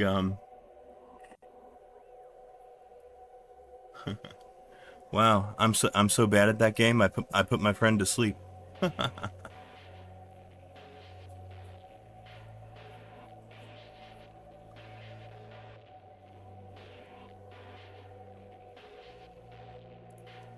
Yeah, I think Duskull, I think you're right. I think he did.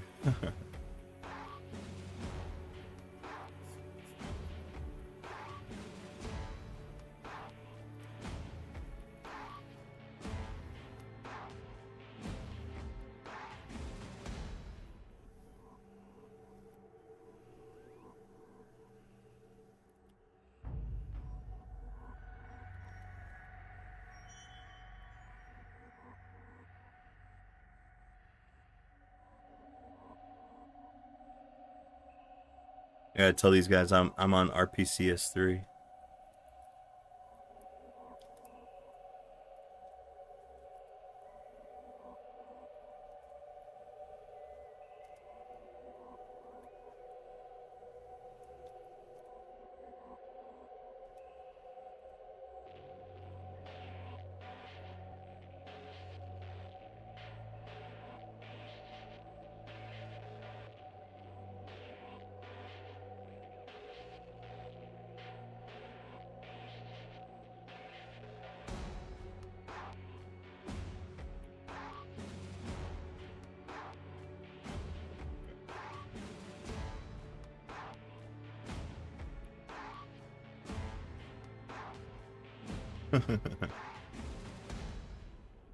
Been up all night working? Yeah.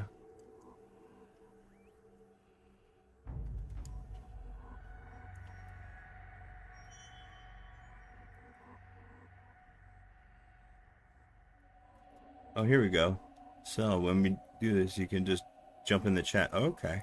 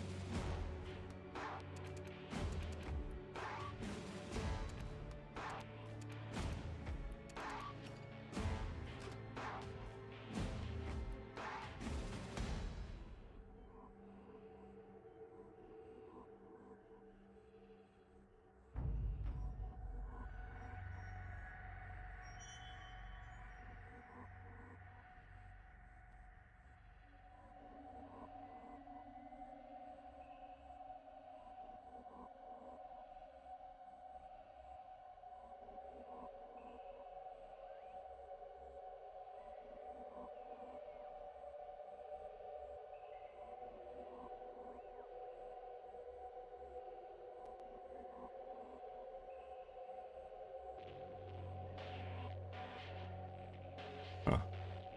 No question mark.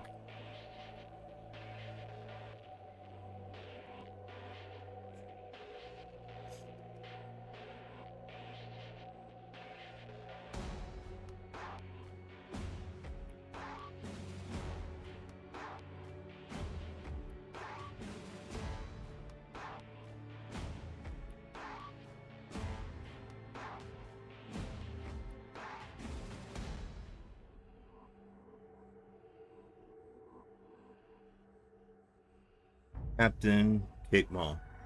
Okay. Let me see if I can find this guy on Discord.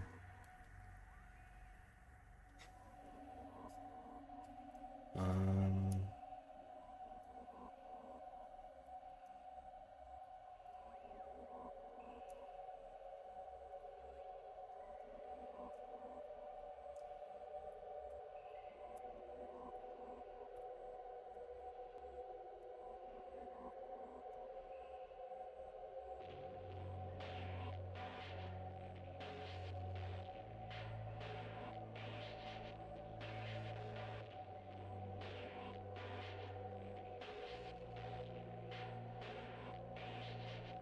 almost 3 p.m. Okay.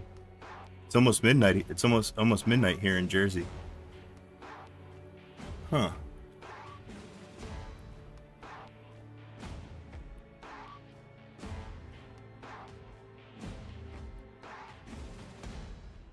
Oh, I spelt it wrong. Captain Cape Mall.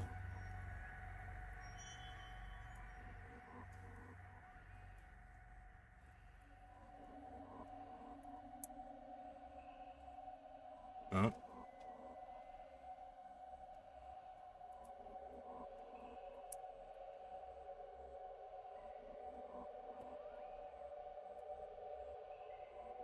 Oh, I got it. I think I found him.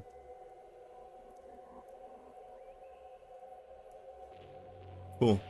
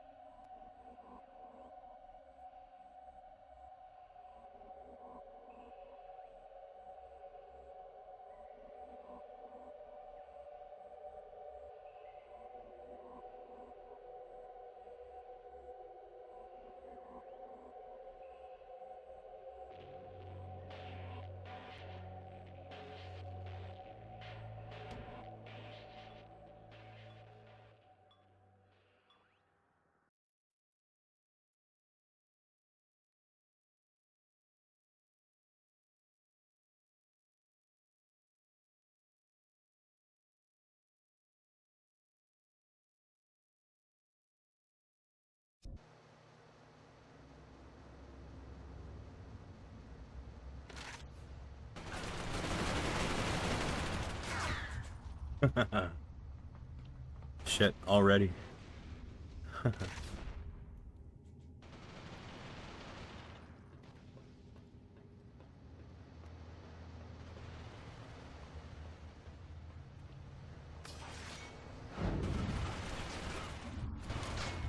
Oof.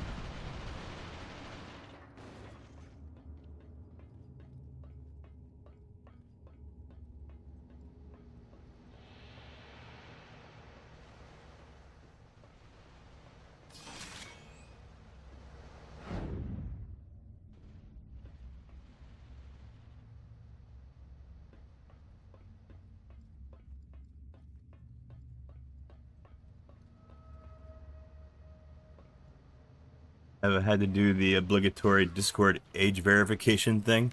No, not yet. So far so good. This Discord hasn't been bugging me about my age yet. I'm sure they'll get around to it.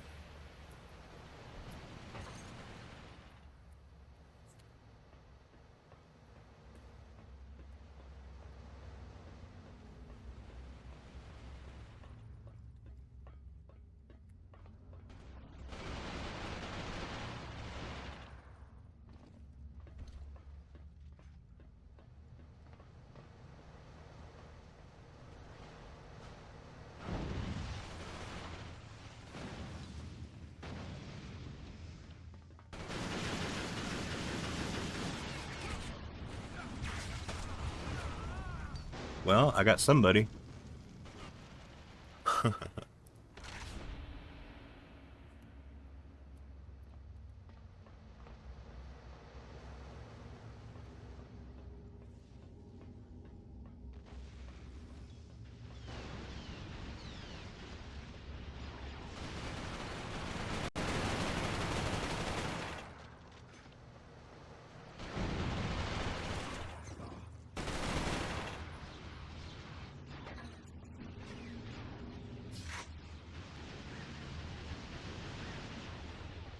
Ooh, I got the shotgun.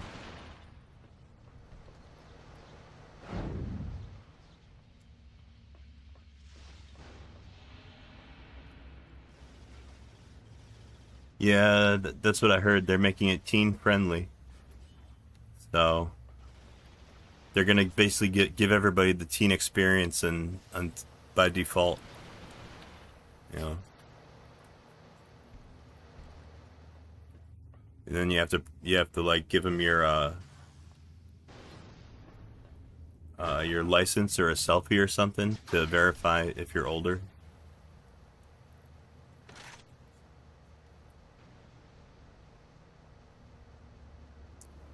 Yeah, it's pretty awful. Yeah. I don't really know what kind of good it's gonna do. I mean, to be honest, I don't really think it's gonna protect any kids at all. Which is apparently like the whole point of doing all this.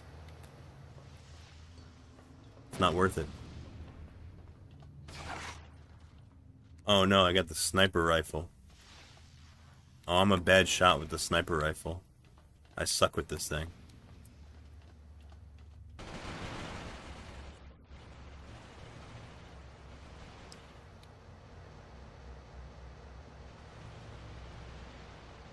Yeah, Dust Skull, that's what I heard too.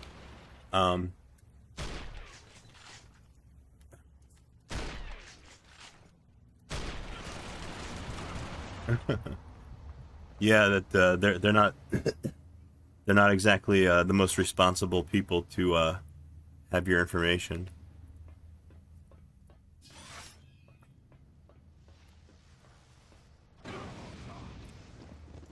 Oh, damn.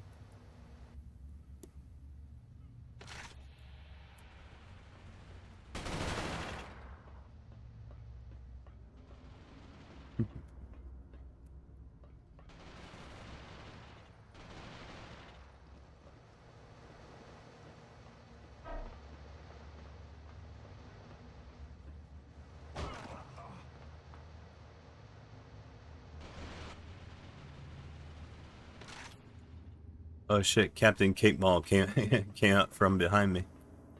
Came out from nowhere.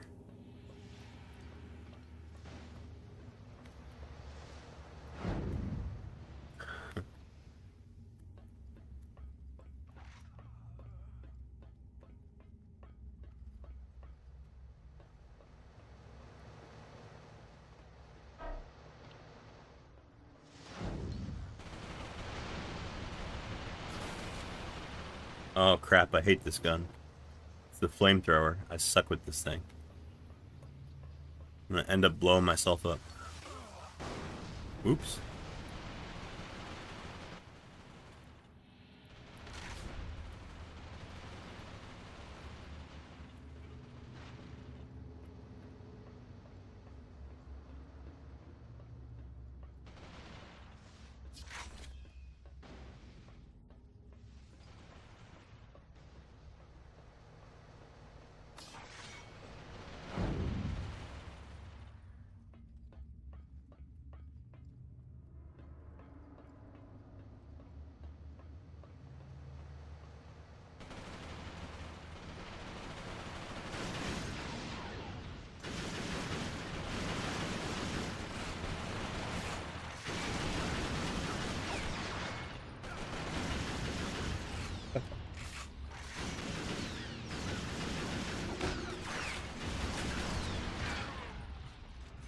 Oh shit.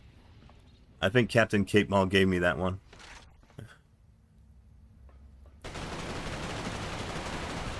Shit.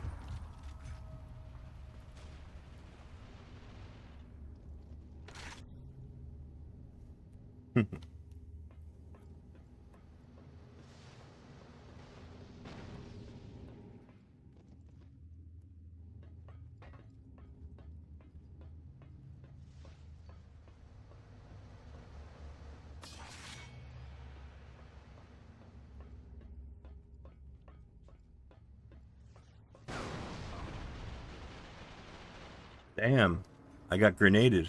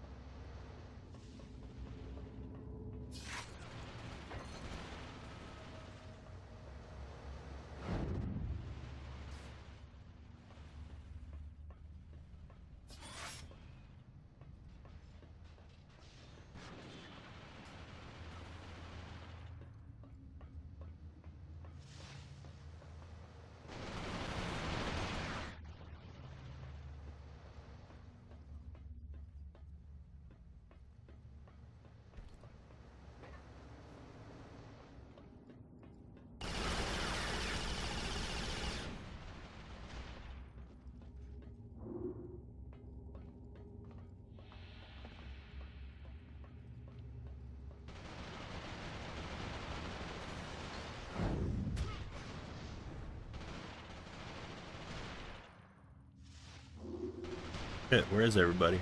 Huh.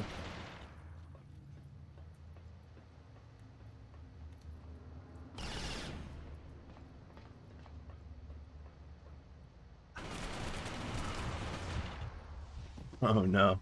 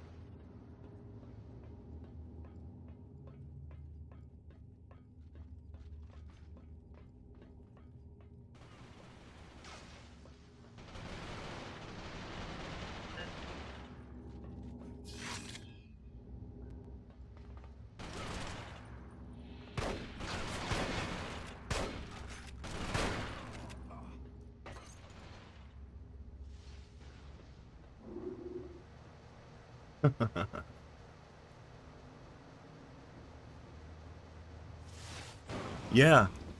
Yeah, Dust Skull, this was a launch title, wasn't it? On the PS3. Yeah, this came out way back in like 2006 or so. This game. It holds up really good. I mean, it looks great. Here, let me give you the full screen experience.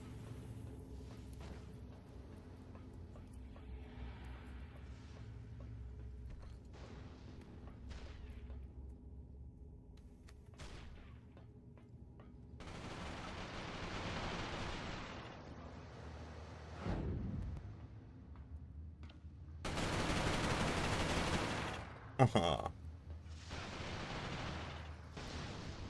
almost had him. I need a better gun. That's what I need. This gun sucks.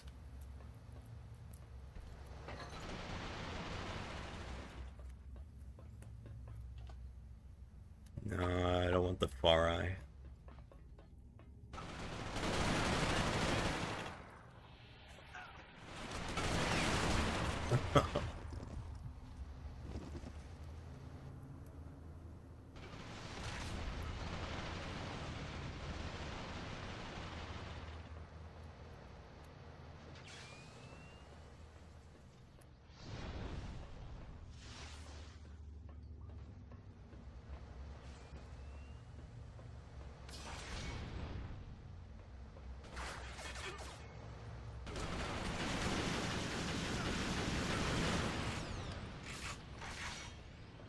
Got him.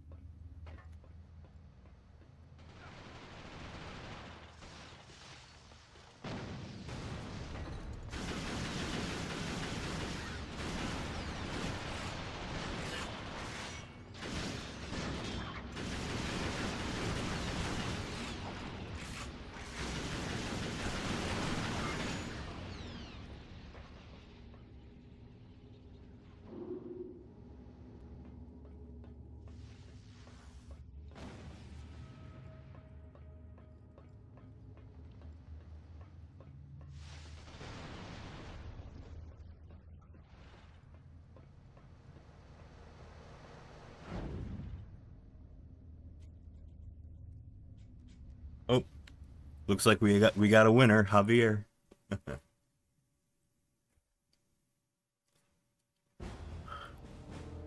Oh wow, I got another 7 kills. Cool.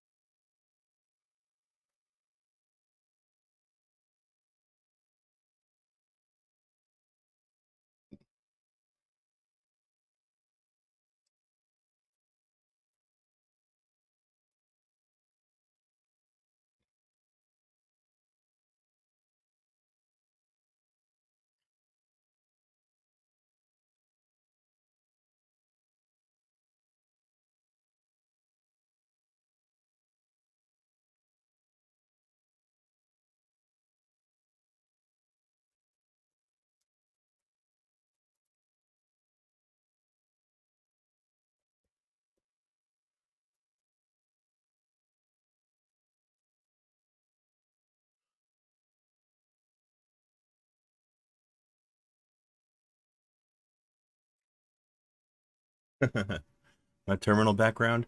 Well, actually, technically, that's my wallpaper. See, that's my wallpaper. I'm just using a see-through terminal. But yeah, this wallpaper actually, this is one of my better looking wallpapers when it comes to my see-through terminals.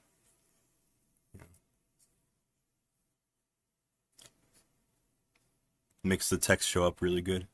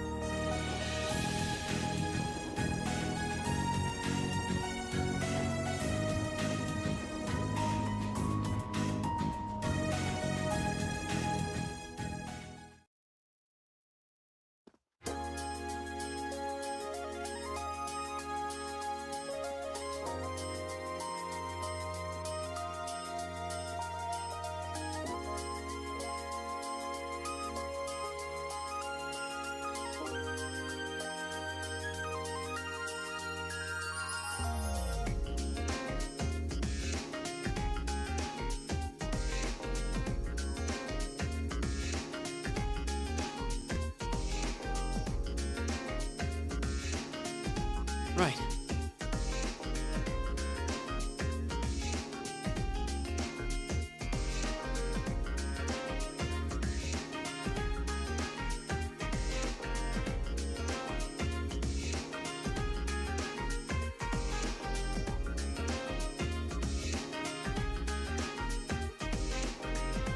Oh shit, Dust Skull, for real? Oh, that sucks.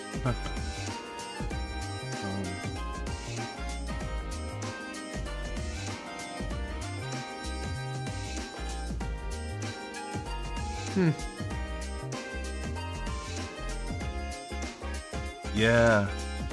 Yeah, I know what you're talking about. Yeah. I remember Windows behaving like that.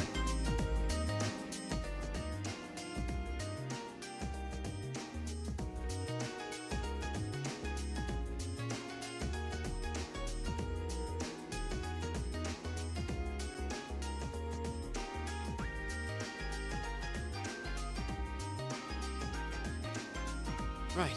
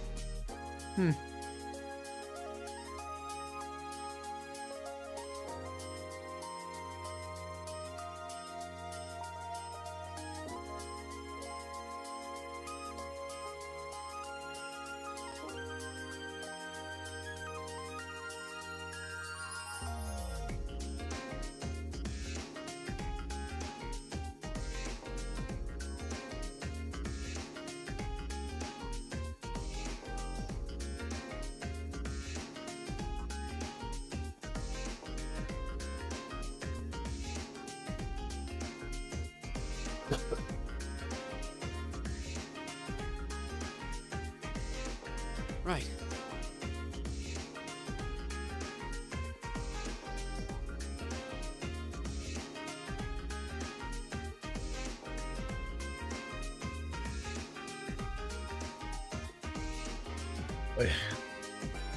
All right. Give me a second. I'll be right back. I'm gonna have a cigarette real quick. Give me like 5 minutes.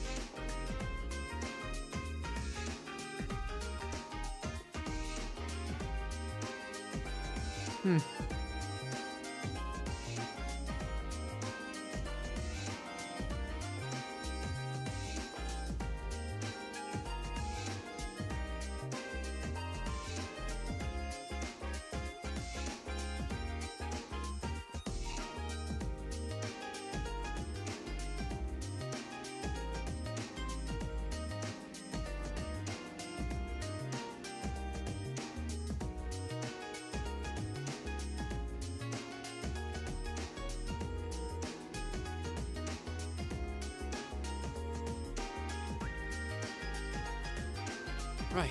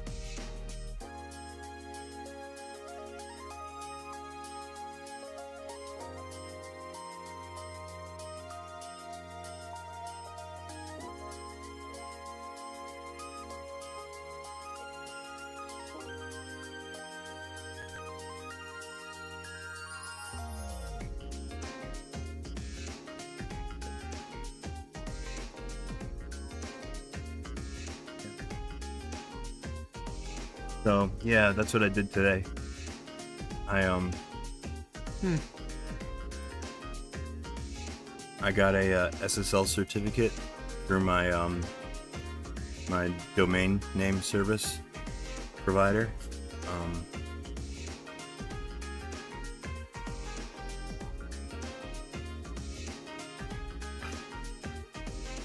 I get my domain through NoIP. So yeah, I did the procedure and I got my CA certificate today. Oh, the door on the Super Slim. Yeah, nobody likes the door on the Super Slim. The CD cover.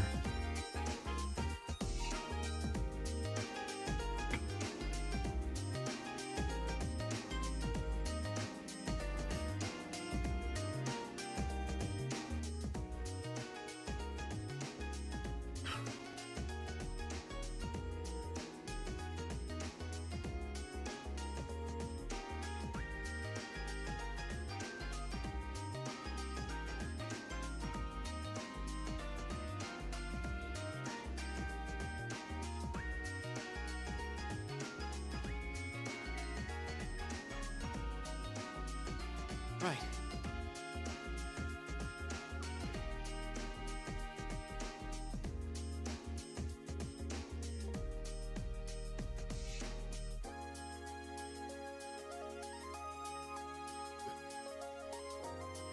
How's my distro progressing?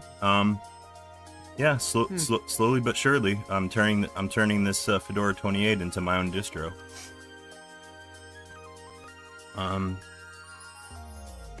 I've now recompiled over 300 RPM packages for PS3 Linux, and applied optimizations for the PS3.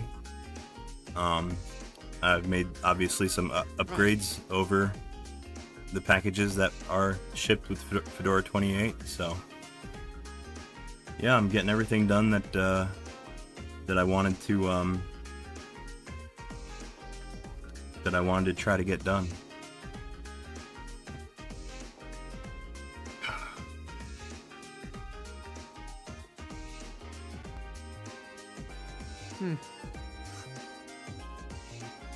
Oh, Dust Skull, there's a latch on those things? I didn't know that.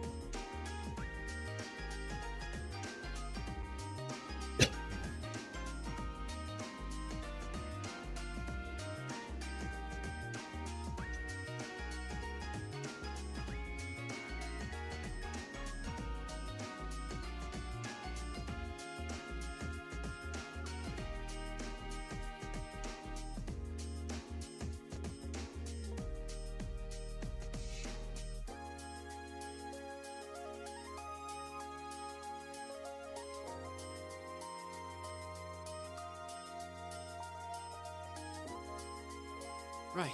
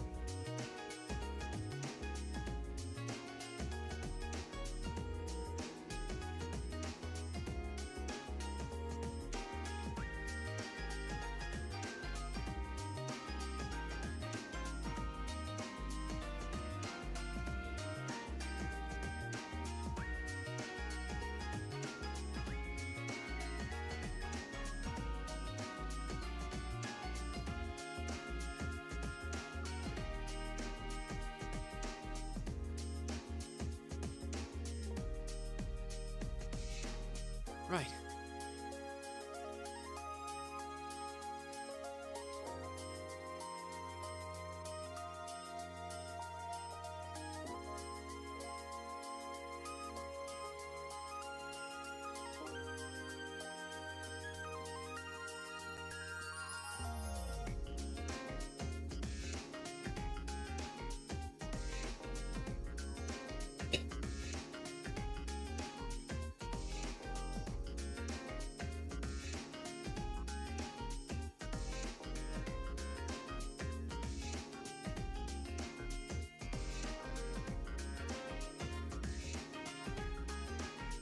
Right. I know, right?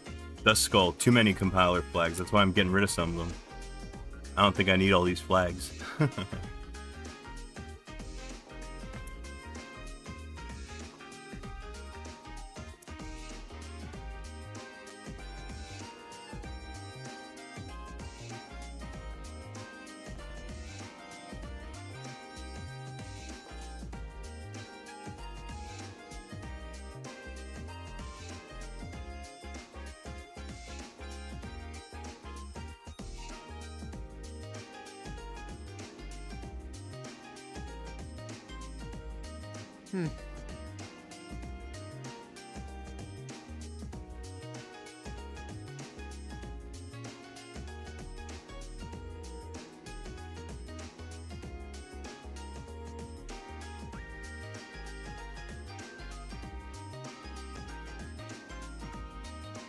Right.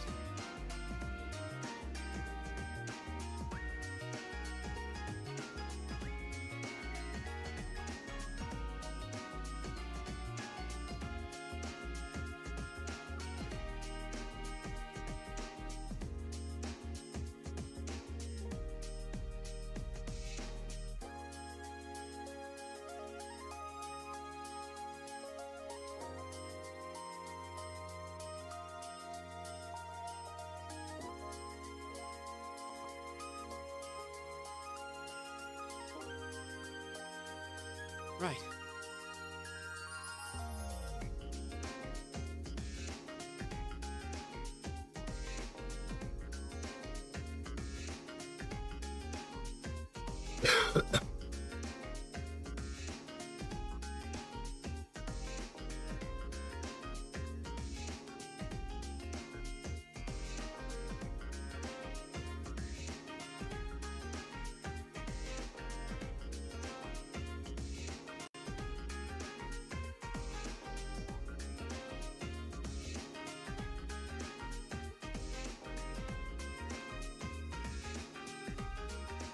Right.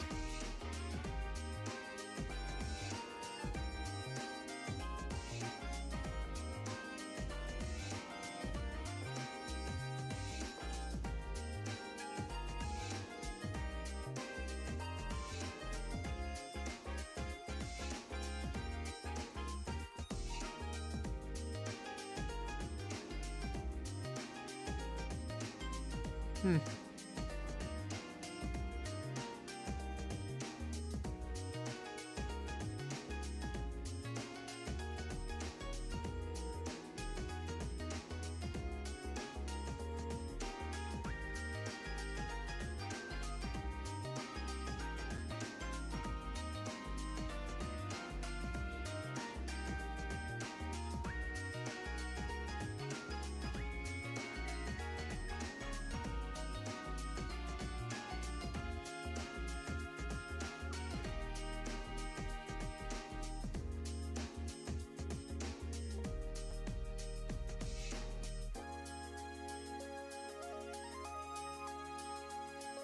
Hmm.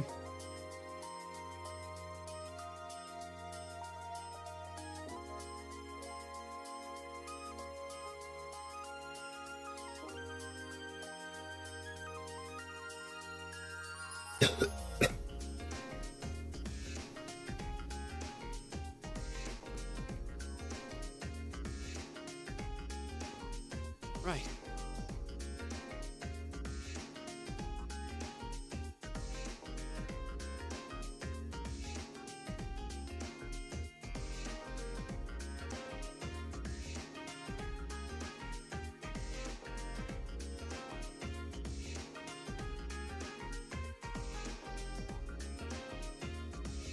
Hmm.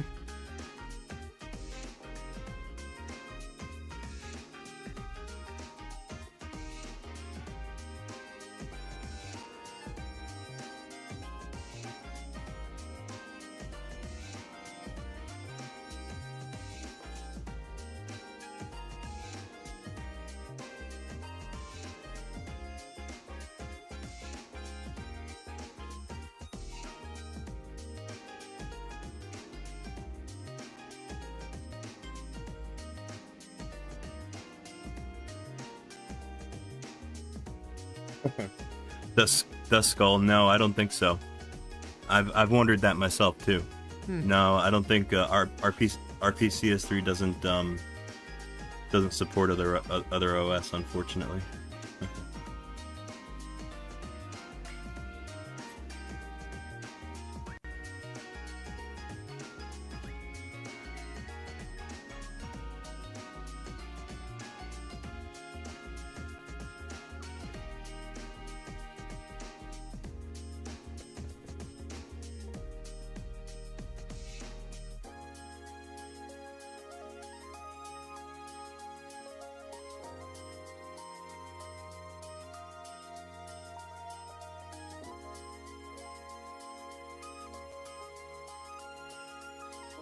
Right.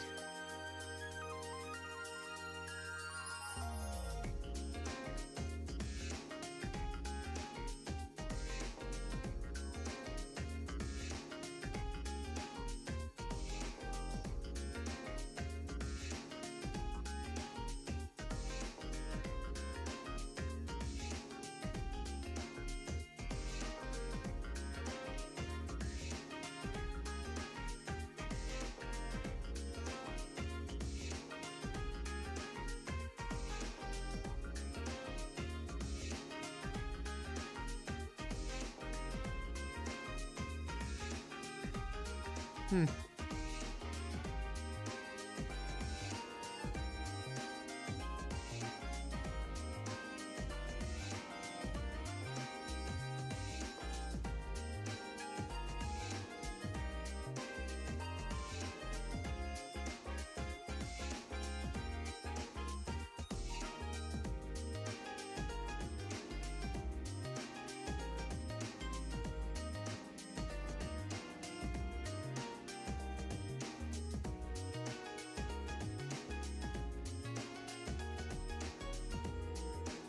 Right.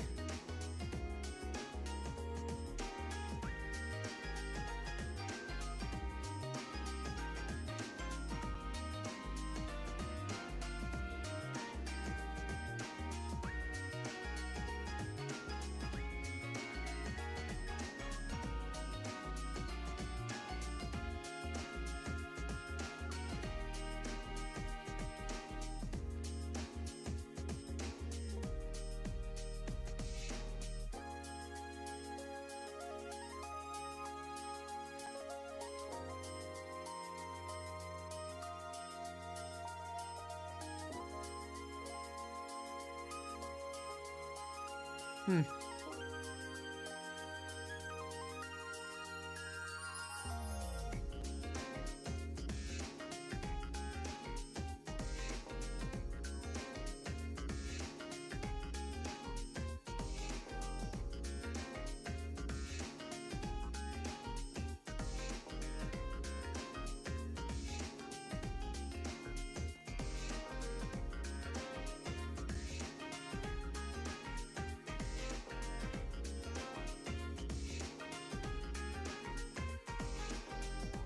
Right.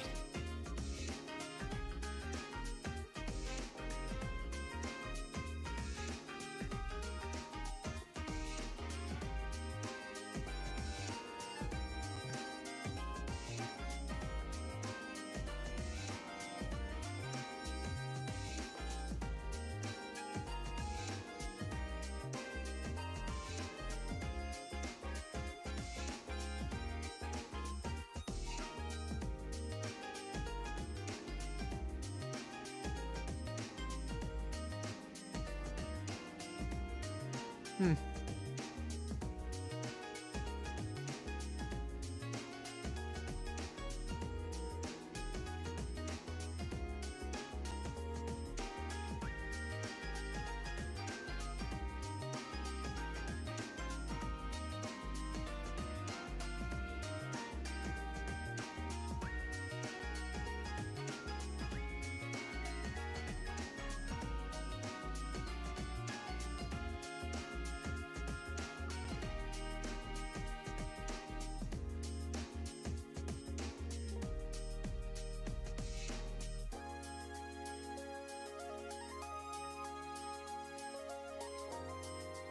Right.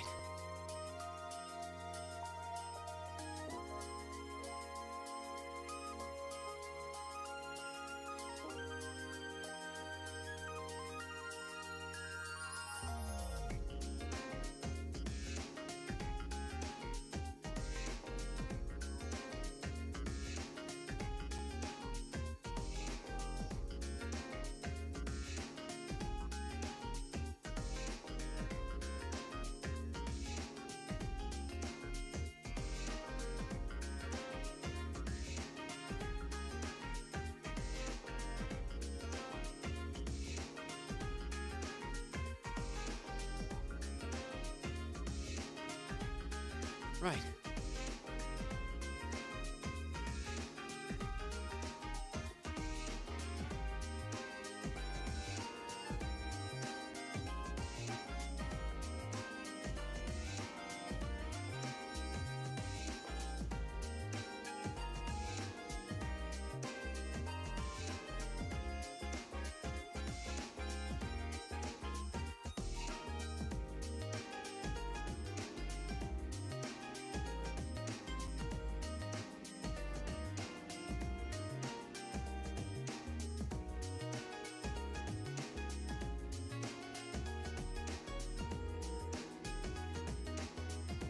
Hmm.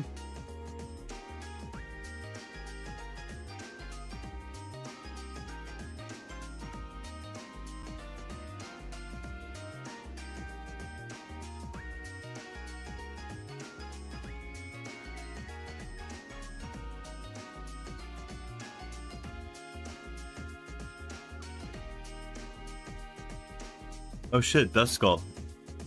For real? No, I didn't know that.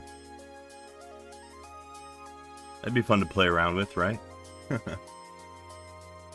Mess around with that sometime. Right.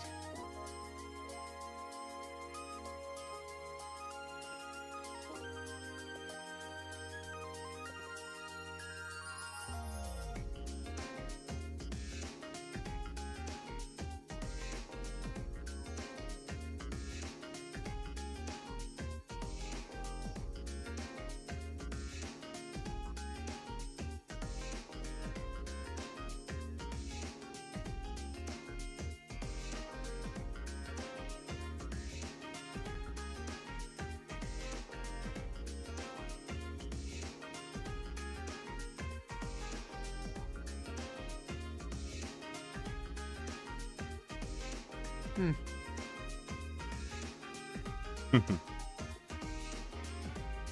Yeah, but it'd be fun. I mean, it'd be fun to mess around with, like,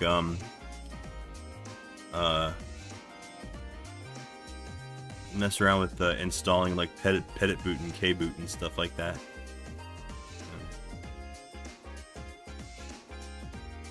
You could probably do that. Hmm.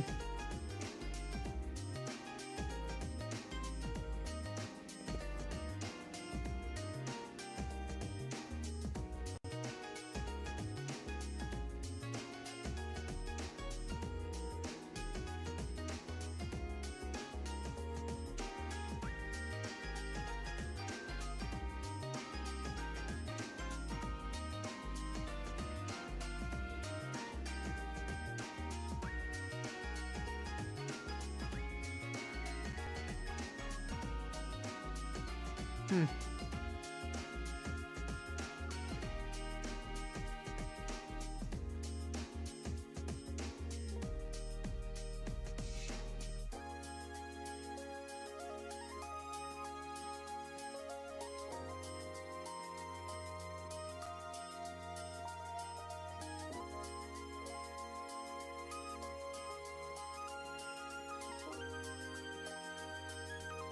Hmm.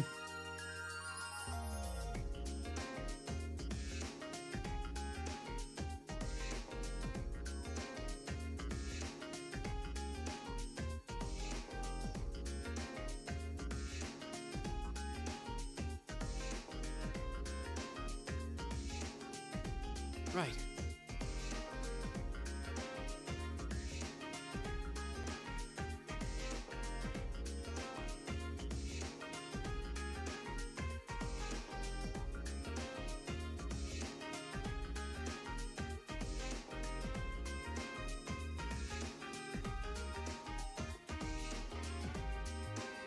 Hmm.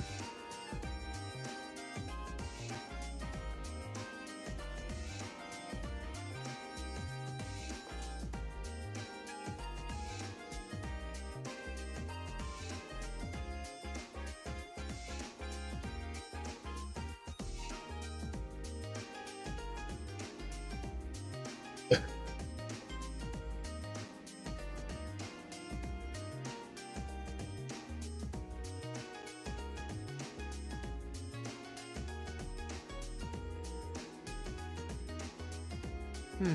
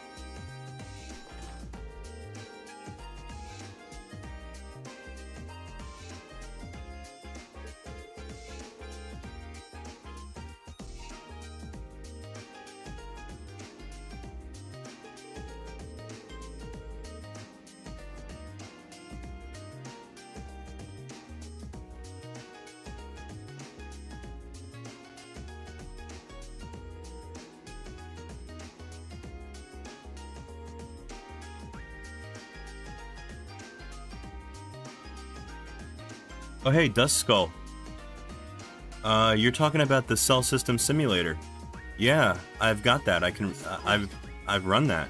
I can run that on my on modern Fedora. Yeah, it's on my website. Here.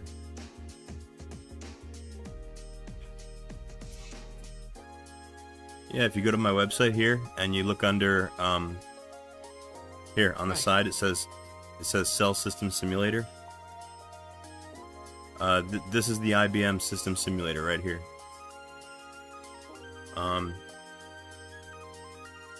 I don't have much here as far as like information on how to run it, but yes, you can get it to run on modern Fedora on x86. But I did provide all the documentation for it. Hmm.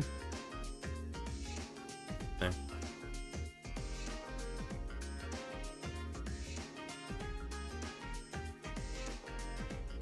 IBM Full System Simulator User's Guide. And then if you want to download it, it's right here. You can download it. It comes as a couple of RPM packages.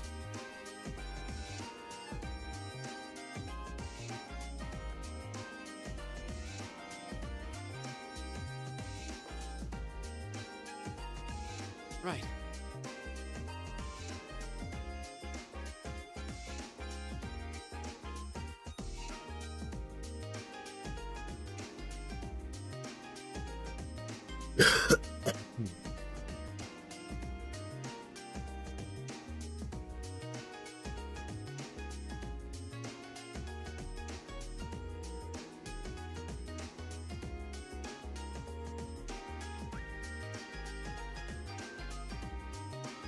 Right.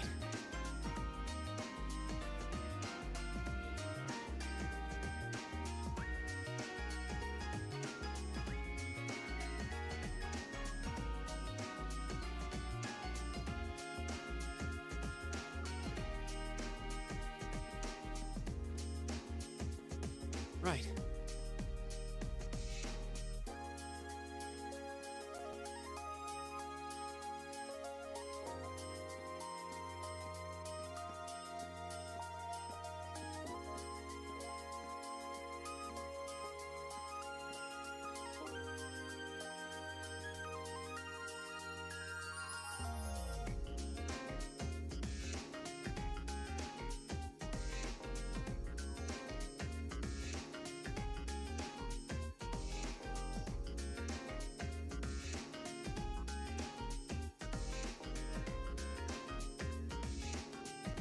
Right.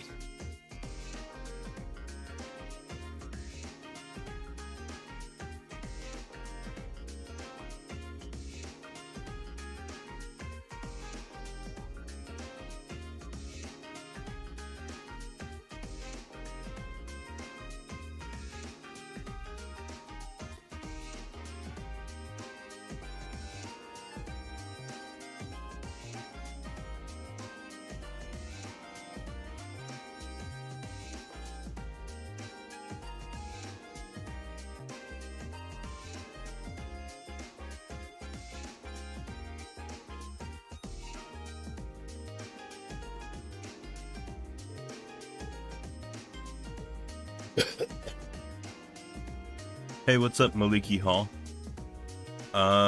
What happened when? What happened where?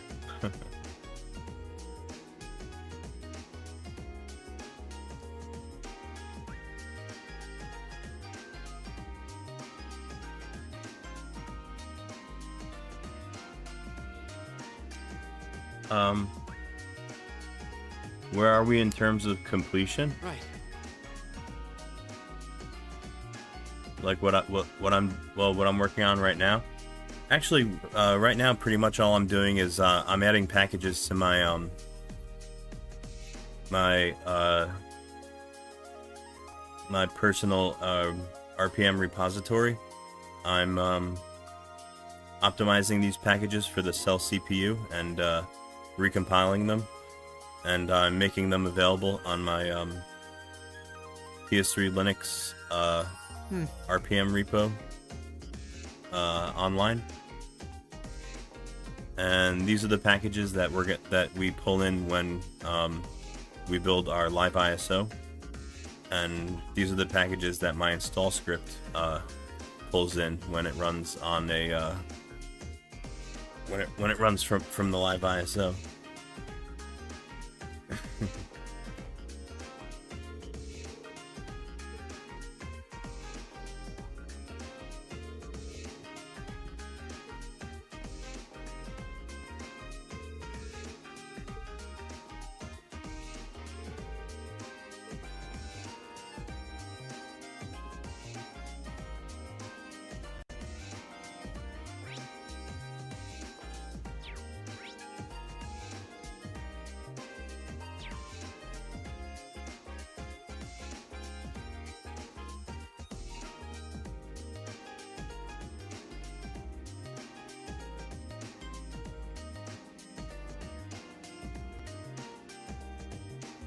Hardware acceleration. What, on the PS3? Well, there's no GPU. You still don't have access to the GPU, or well, even if you do have access, the GPU driver's not that developed for the PS3. You can use acceleration. You can use hardware acceleration using the SPU cores that are built into the CPU. Yeah, those are accelerators, but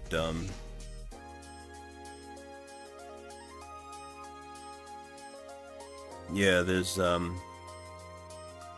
no meaningful access to the GPU currently on the PS3.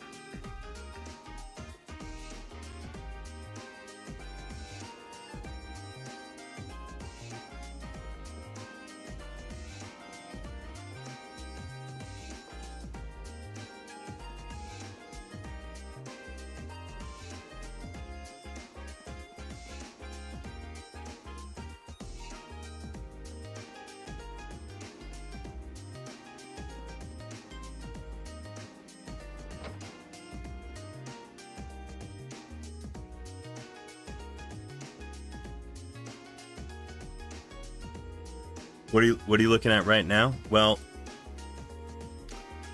no, the game I'm running on RPCS3. That's the PS3 emulator. That's what's running the game right now. And in the background, you see a terminal with a whole bunch of green text going up there. That's my Linux PS3 is building the binutils package. It's compiling RPM packages for the binutils. Binutils is part of like your compiler toolchain, basically. It's all your like low level tools for working with binaries.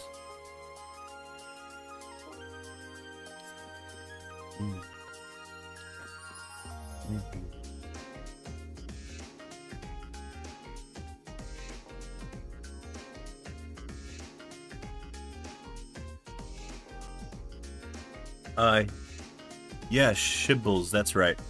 I'm connected to my PS3 in the terminal over SSH. PS3 is running my own custom distro based on Fedora 28. And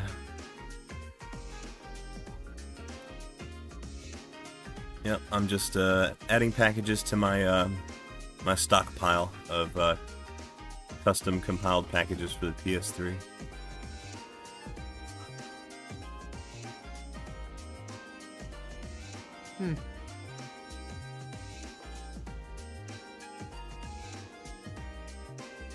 Huh.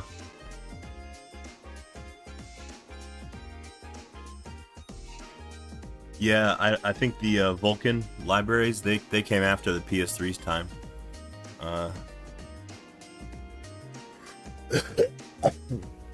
They're much newer.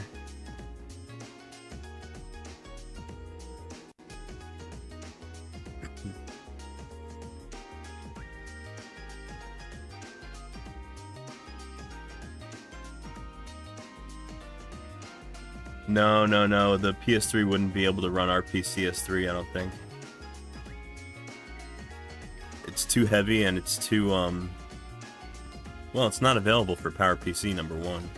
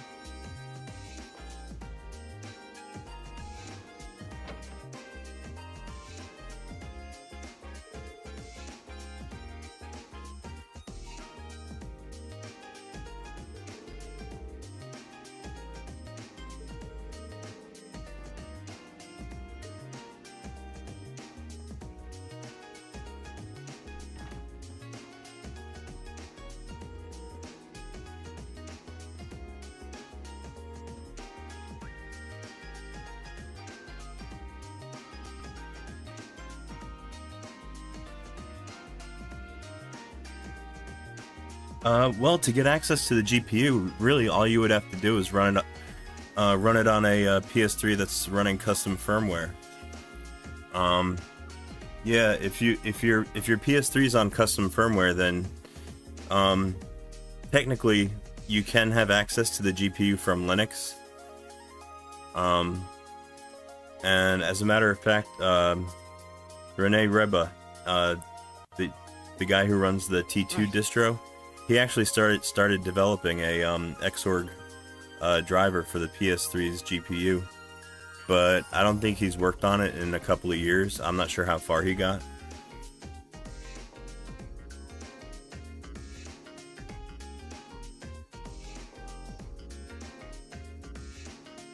Right.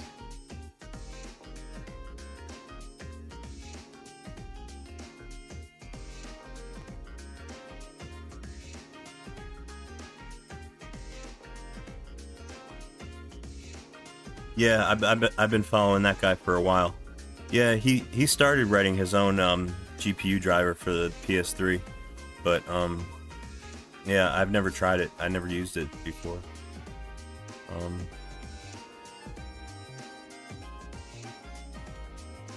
Yeah, RPCS3 would be it would be kind of silly trying to run that on the PlayStation 3 itself.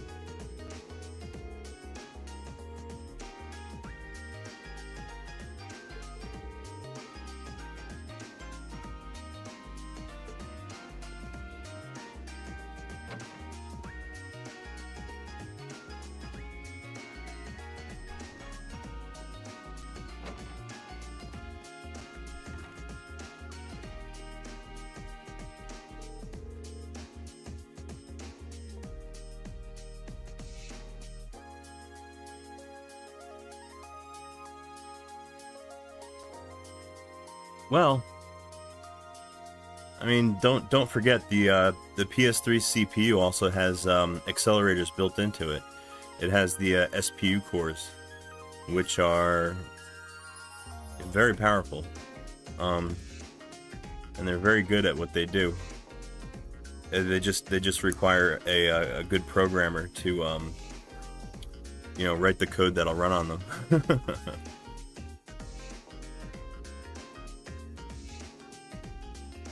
Are they as fast as the GPU? You mean the SPU cores? Well, yeah. You could actually use the SPU cores as like a proto GPU. That's how the PS3 developers were squeezing as much graphics as they were out of the later titles for the PS3. They were actually using the SPU cores inside the CPU. The cell. They were using those as kind of like an extra GPU, I guess.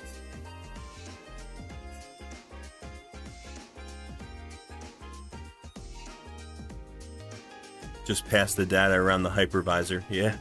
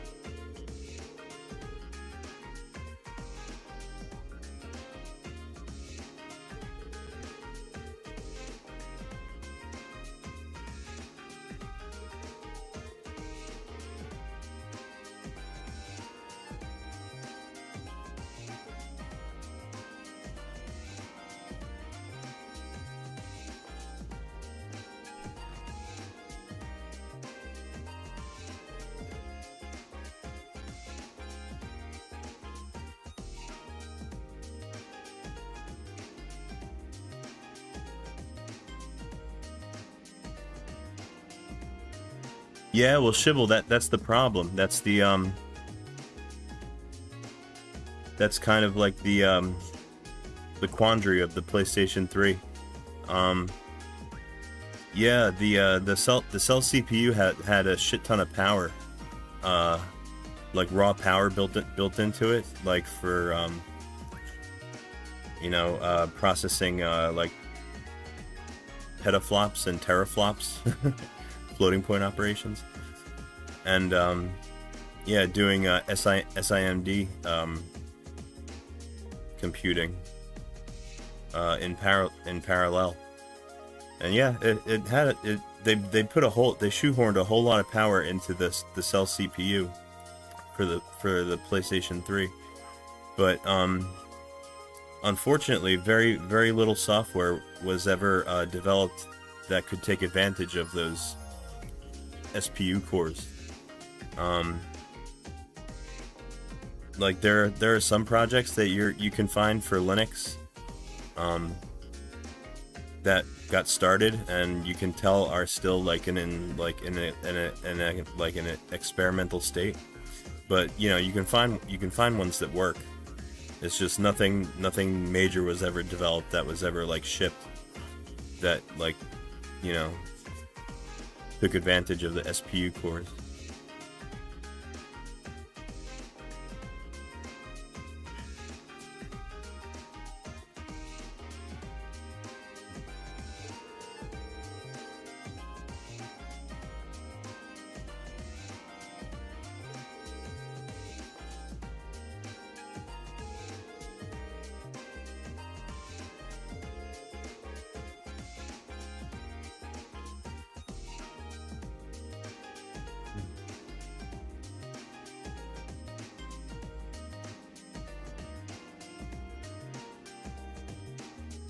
Oh hell yeah, Shubble.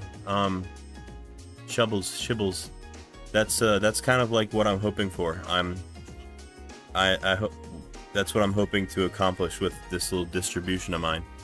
I'm going to include development tools for the cell CPU, like the compilers and everything, and the tool chains for creating cell programs that use the SPUs. So yeah, that's my main goal. Is I want to facilitate other people using like a more modern Linux on the PS3 that's more capable and that they can actually do some development in.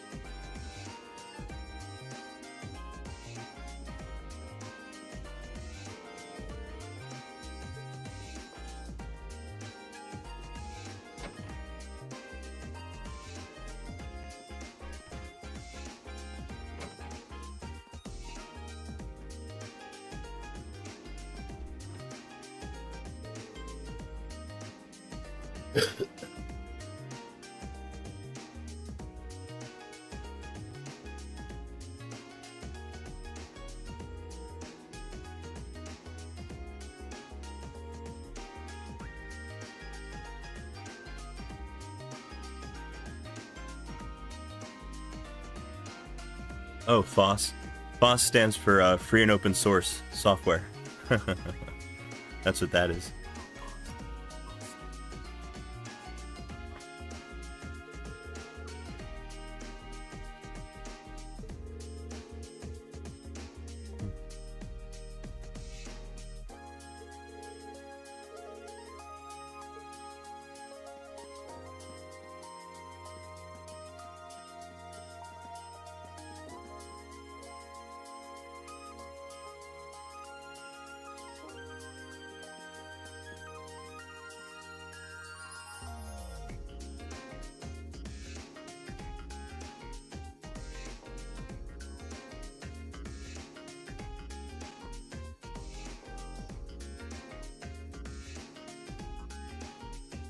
Shibble. This is the machine that I'm streaming from right now. I'm running Gen 2. This laptop's actually a couple of years old. It's a AMD Ryzen 12-core CPU.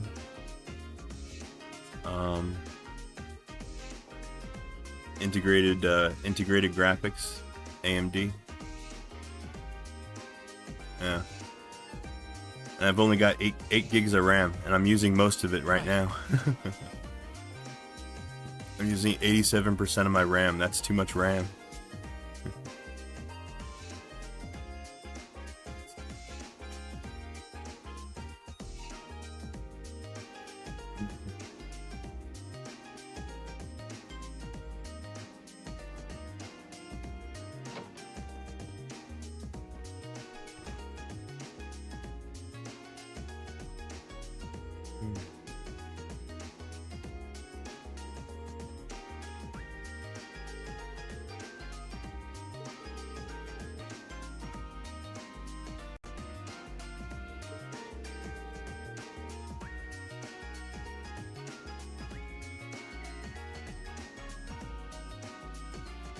Yeah, Shibbles. Yeah, I remember that too. Yeah, it used to take a really beefy machine to run RPCS3, but no, it runs pretty good on regular machines now.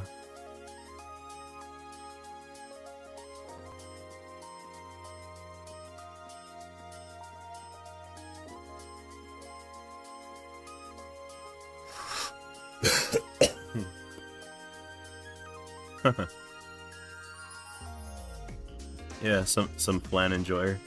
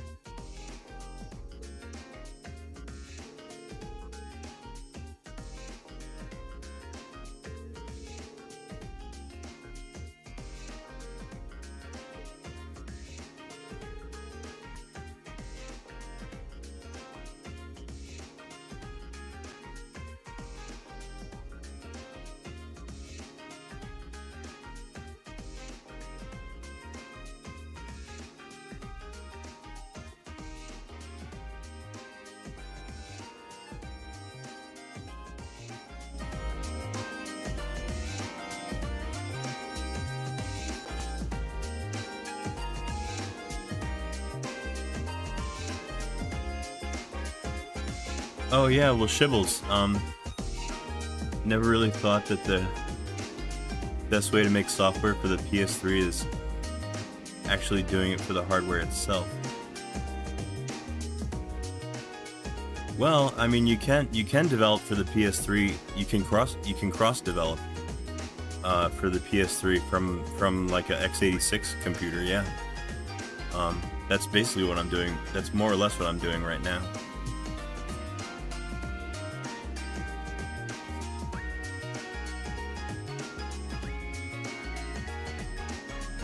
Yeah, cross compilers are miraculous things.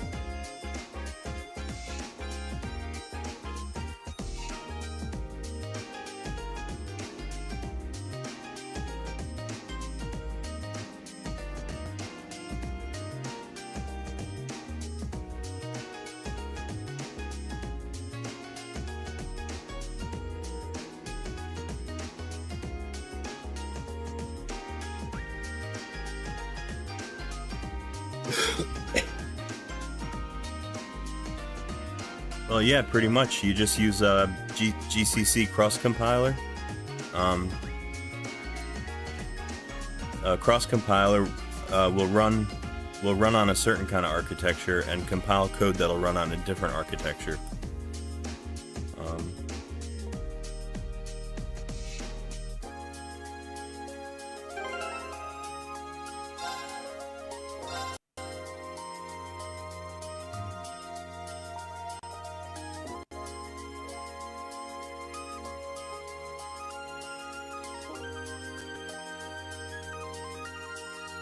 Early PS3 build of, what's that, God of War? No.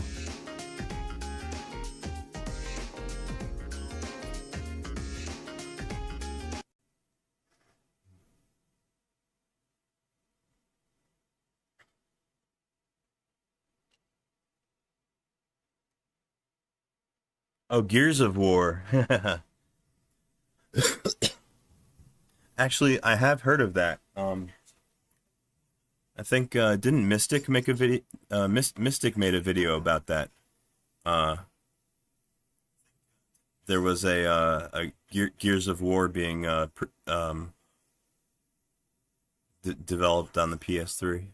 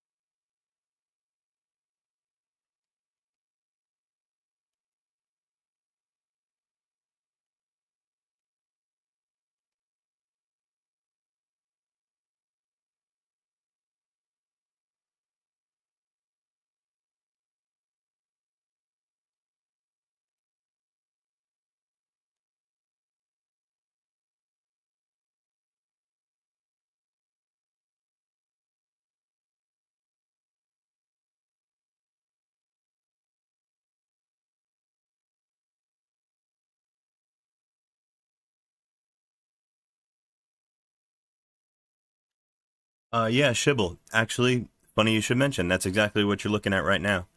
I switched my input over. Well, I switched my screen over to my HDMI input. This is my other PS3, my gaming PS3 that you're looking at here.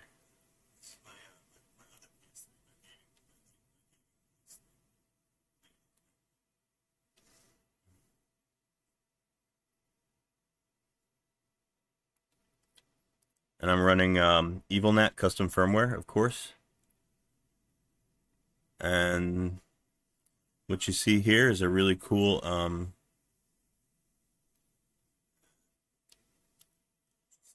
homebrew utility called PKGI.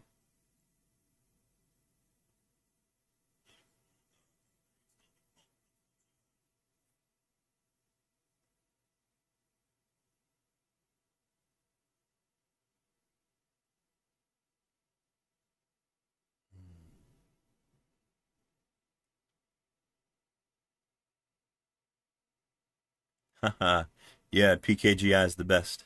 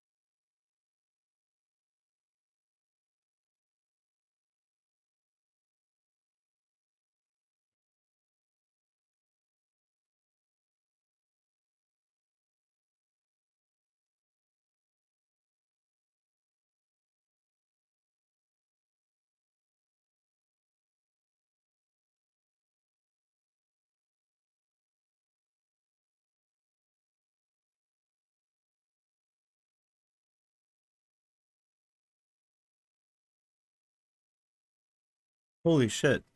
Me Metal Gear Solid 4 is 26 gigabytes? Wow. It's pretty big. I'm actually looking for this right here, Metal Gear Solid 4, the USA version.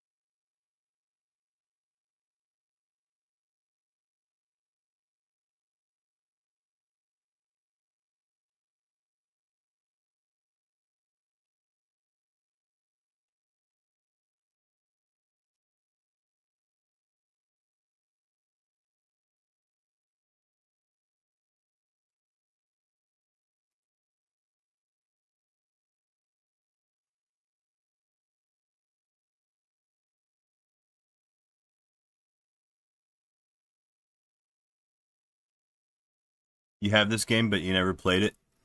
Yeah.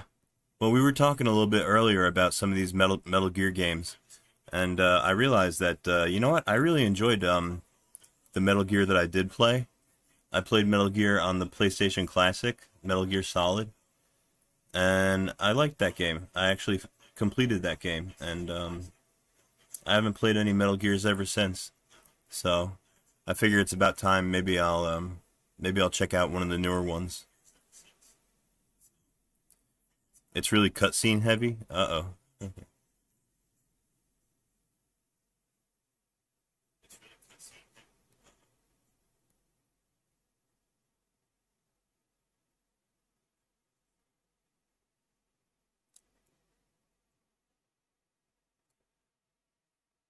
One of the things that's annoying is the I/O speeds. Yeah, the network card isn't like the fastest on the PS3. I've noticed that.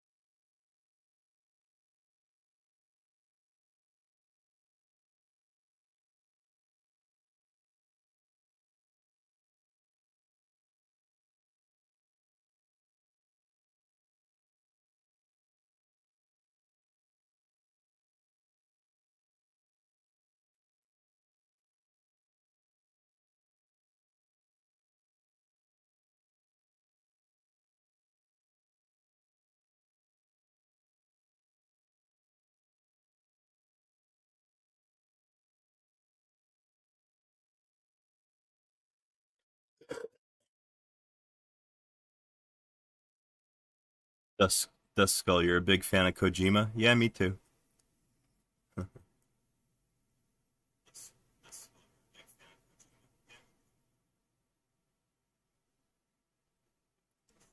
Oh shit, he's in Cyberpunk? In the game? Really?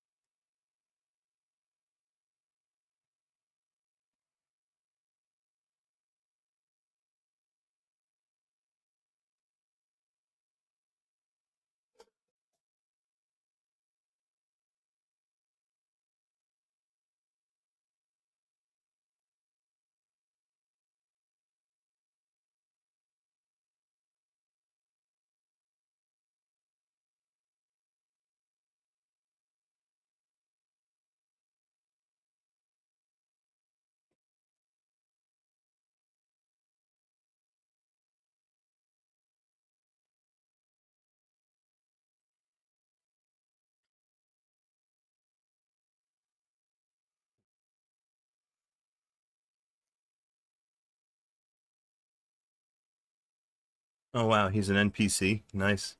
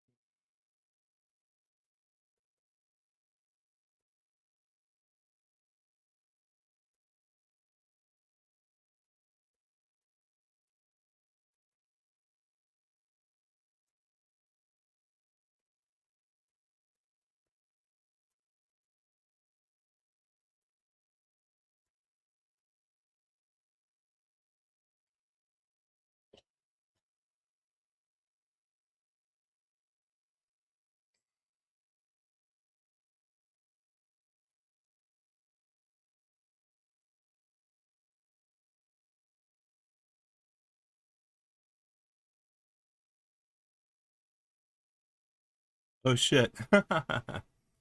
Who did that? Hideo Kojima? He made fun of The Last of Us 2.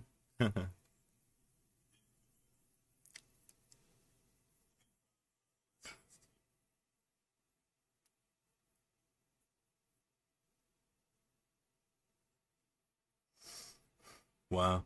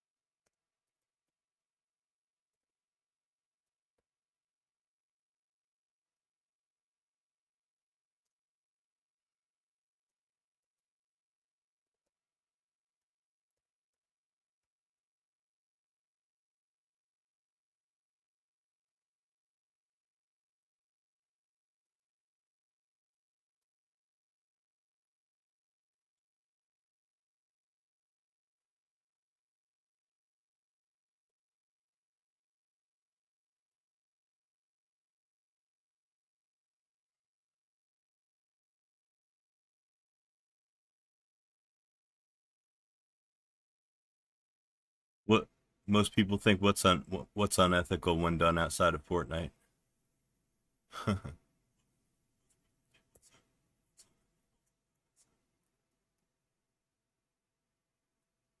That's another game that I've never played. I never played Fortnite before, believe it or not.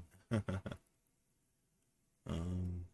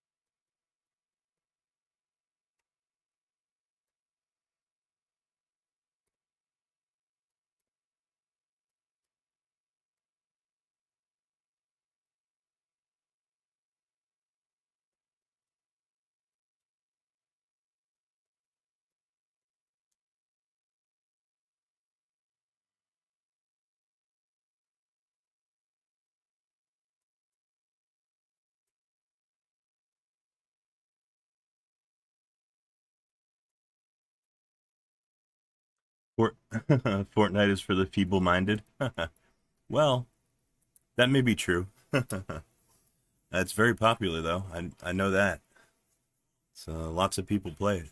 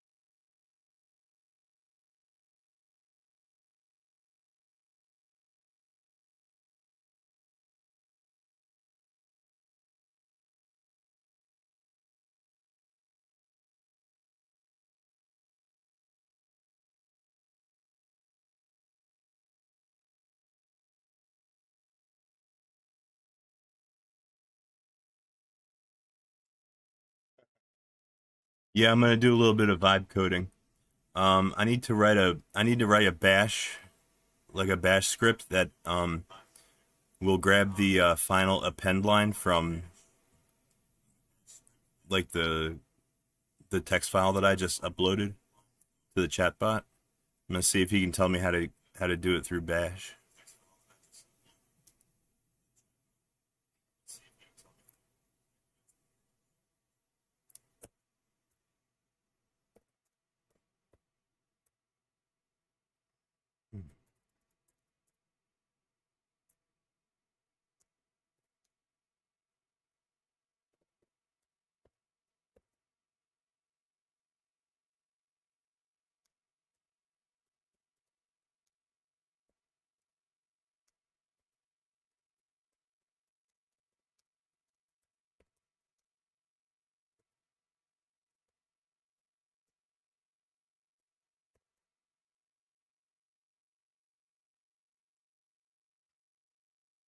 Oh shit, look who's here, everybody.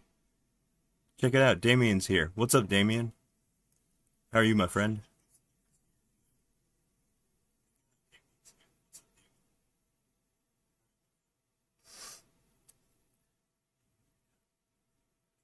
You think so, Damien? Should I try out VS Code? I've used it before. It is a good editor.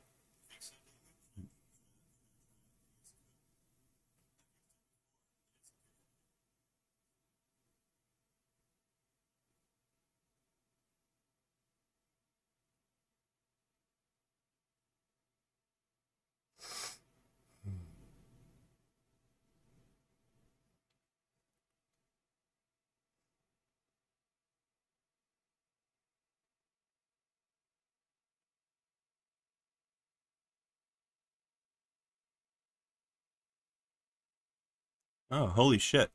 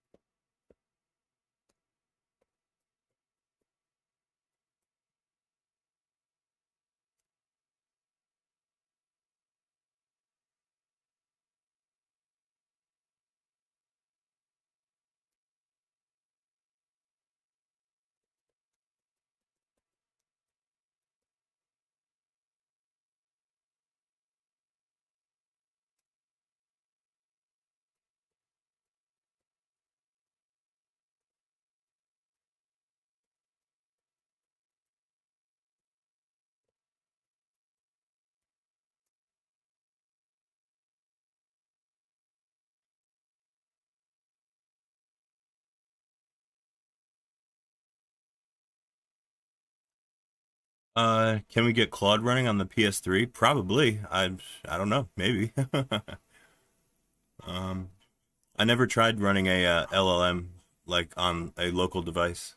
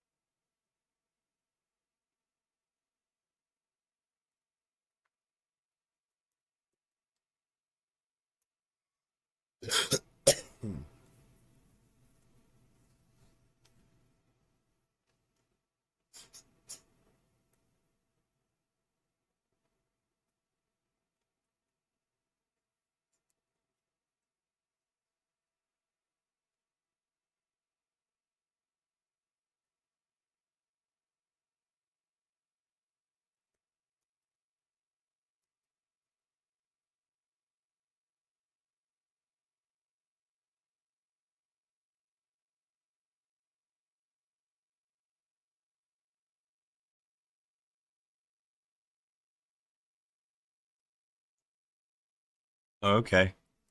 I can log into my GitHub through VS Code. Very cool.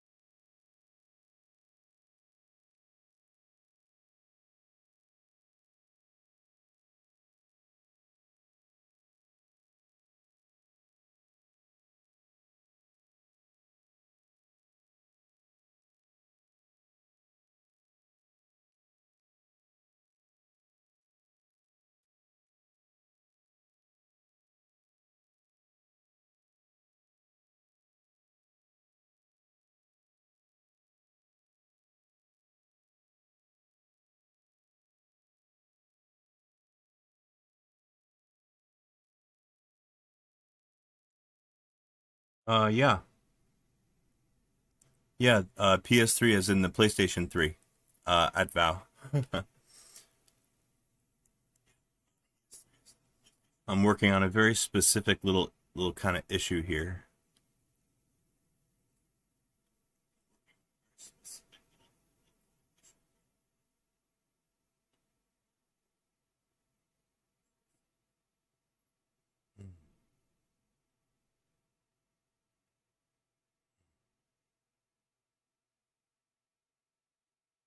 Oh no, a barely used PS3 that overheats every 5 minutes. That's pretty bad luck. I'm sorry.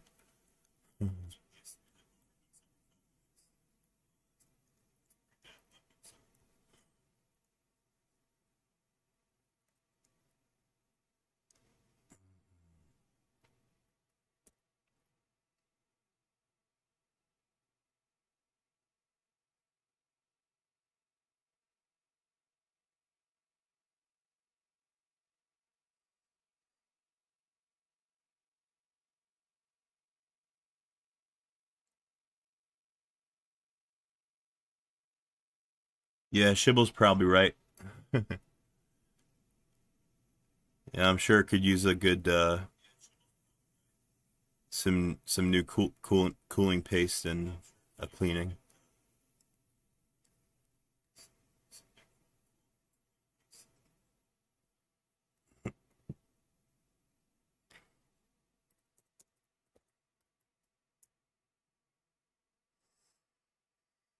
Hmm.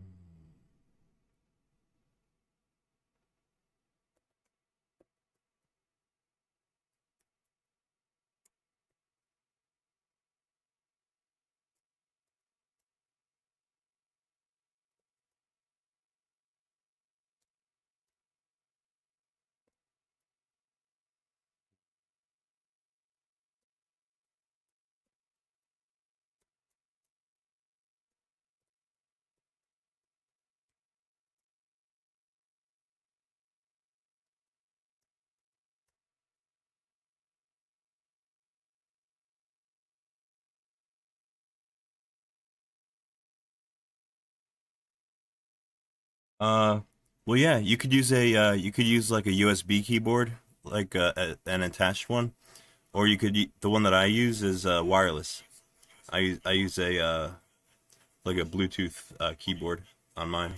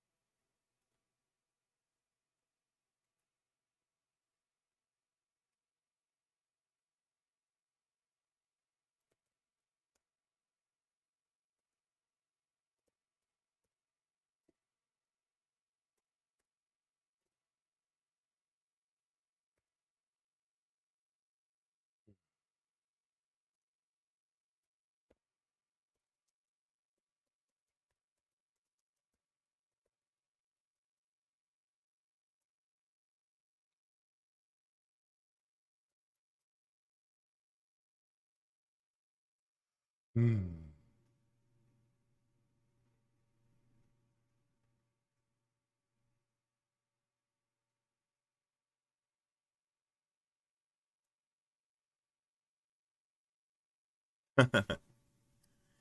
Yeah, remember what Damien said.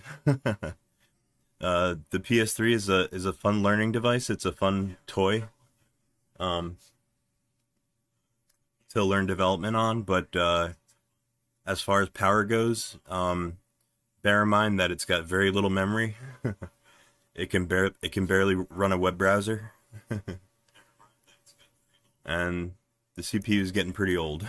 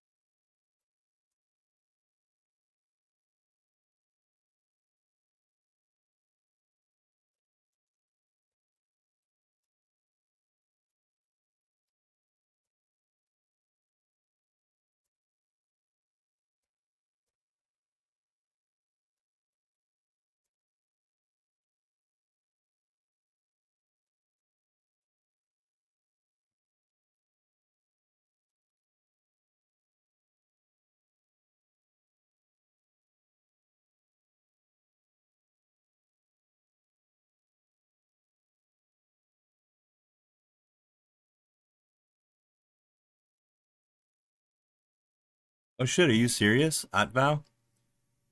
The PS3 store is down?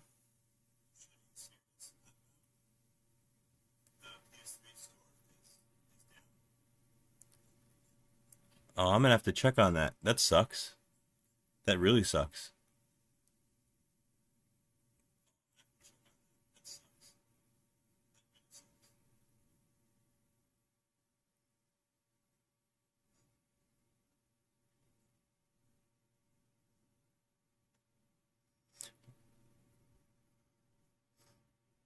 Yeah, last I checked it was still operational.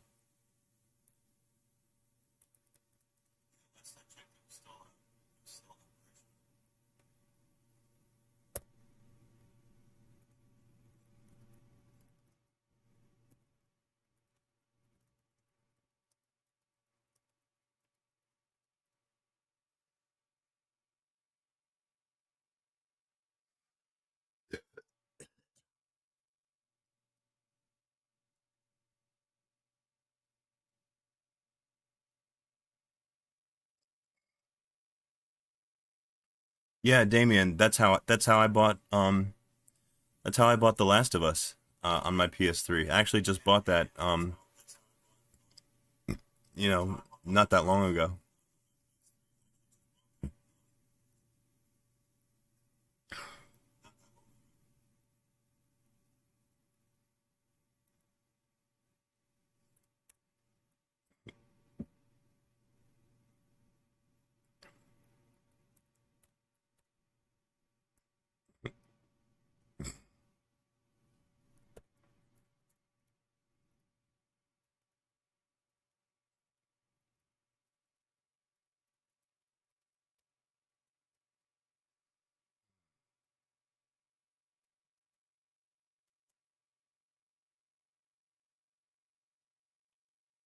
Oh, good.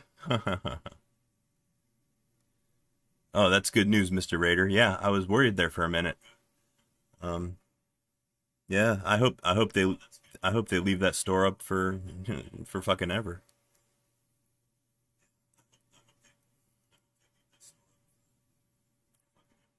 Yeah.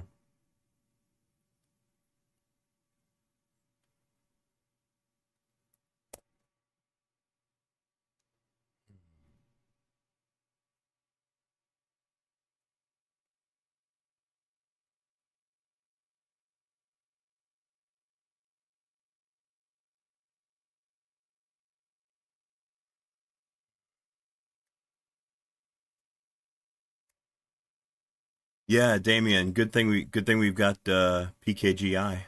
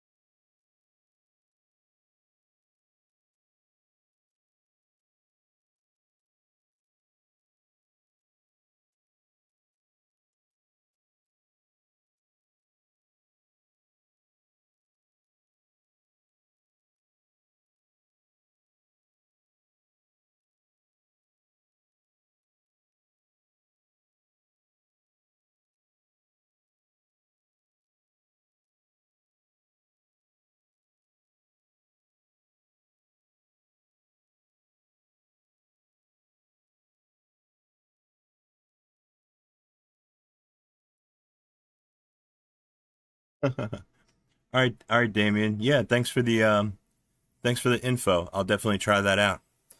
All right, man. I'll see you later.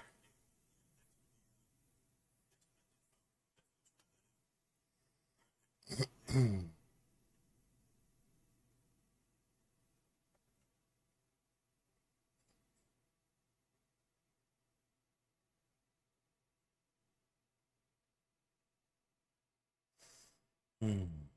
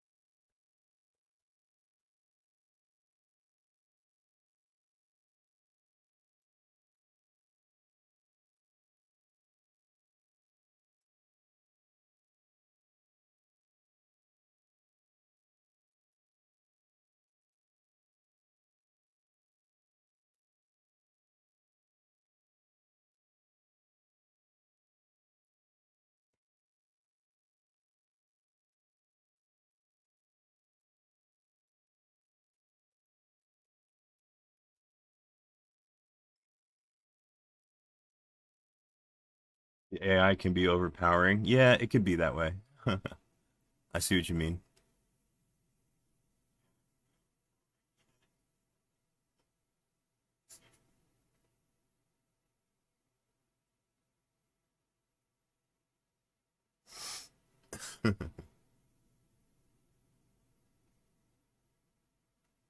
Yeah, that plus the chatbot tends to be really like have you ever noticed that they tend to be totally like really confident in themselves and confident like in their answers and stuff?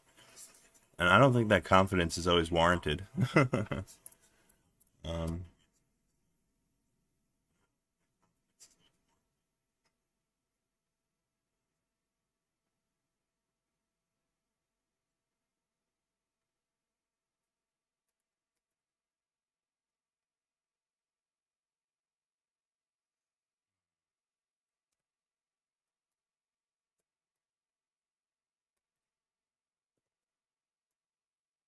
Ah, hello.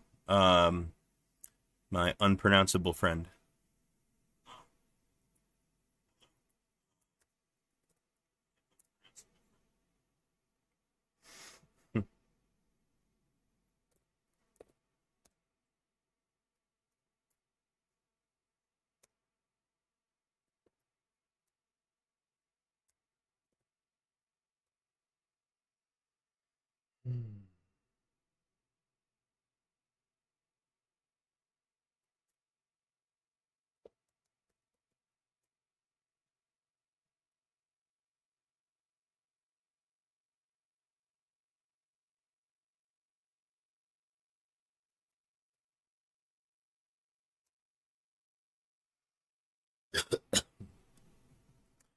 Am I working with the real PS3? Yes, I'm actually working with two real PS3s.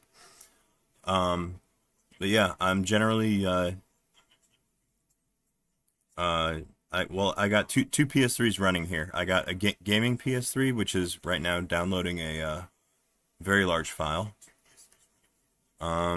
And I've also got my Linux PS3, which I connect to over SSH here in the terminal. And currently, my Linux PS3 is not doing anything at the moment. I'm SSH'd into another machine.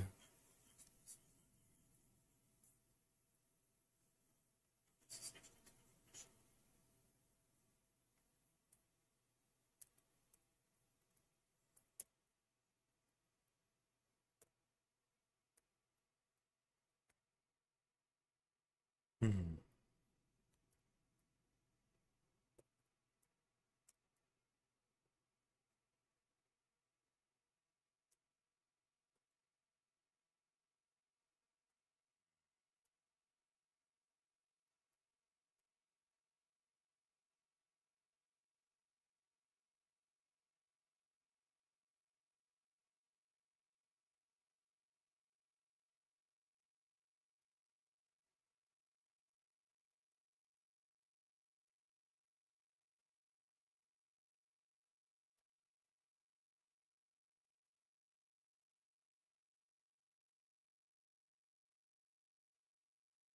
What distro is the PS3 using?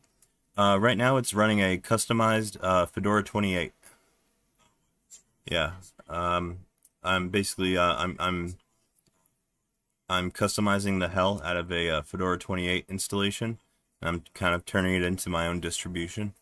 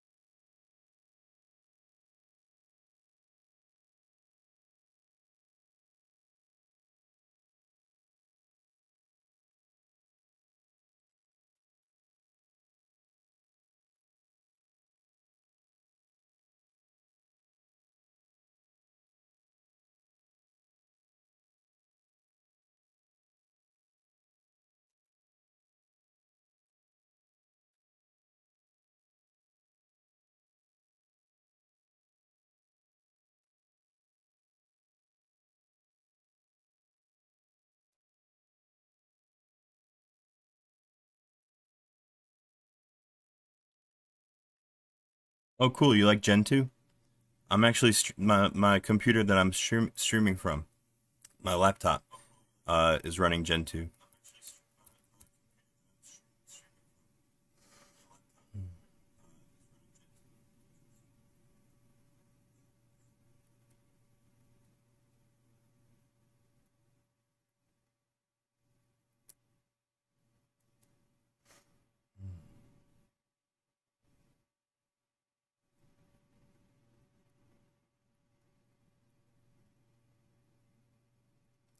You're on Artix now? Yeah, I use Gentoo, and on my other computers I use Fedora. Yeah.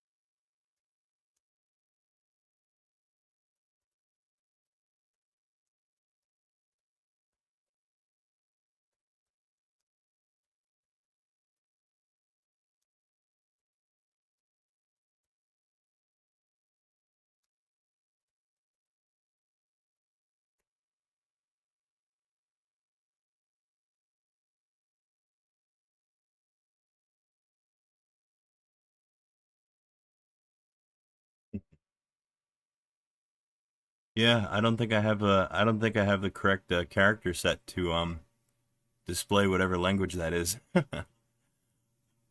It just looks like a bunch of generic kind of like glyphs to me.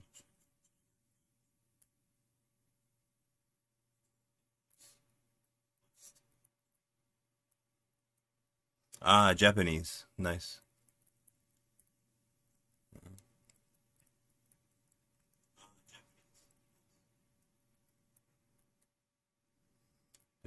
Platform W everything.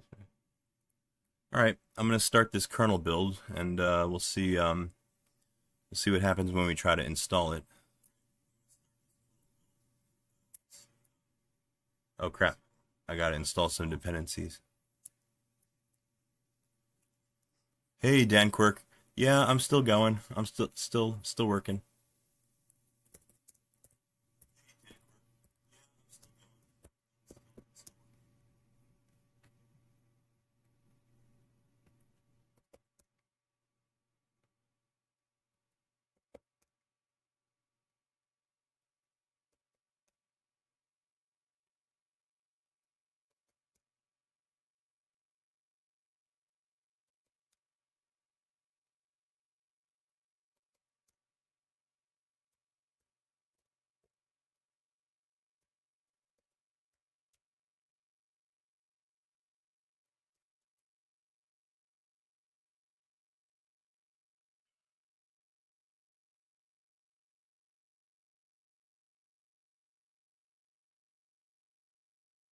Oh, yeah. Well, I couldn't recognize the characters because I guess I don't have the right alphabet installed on my system.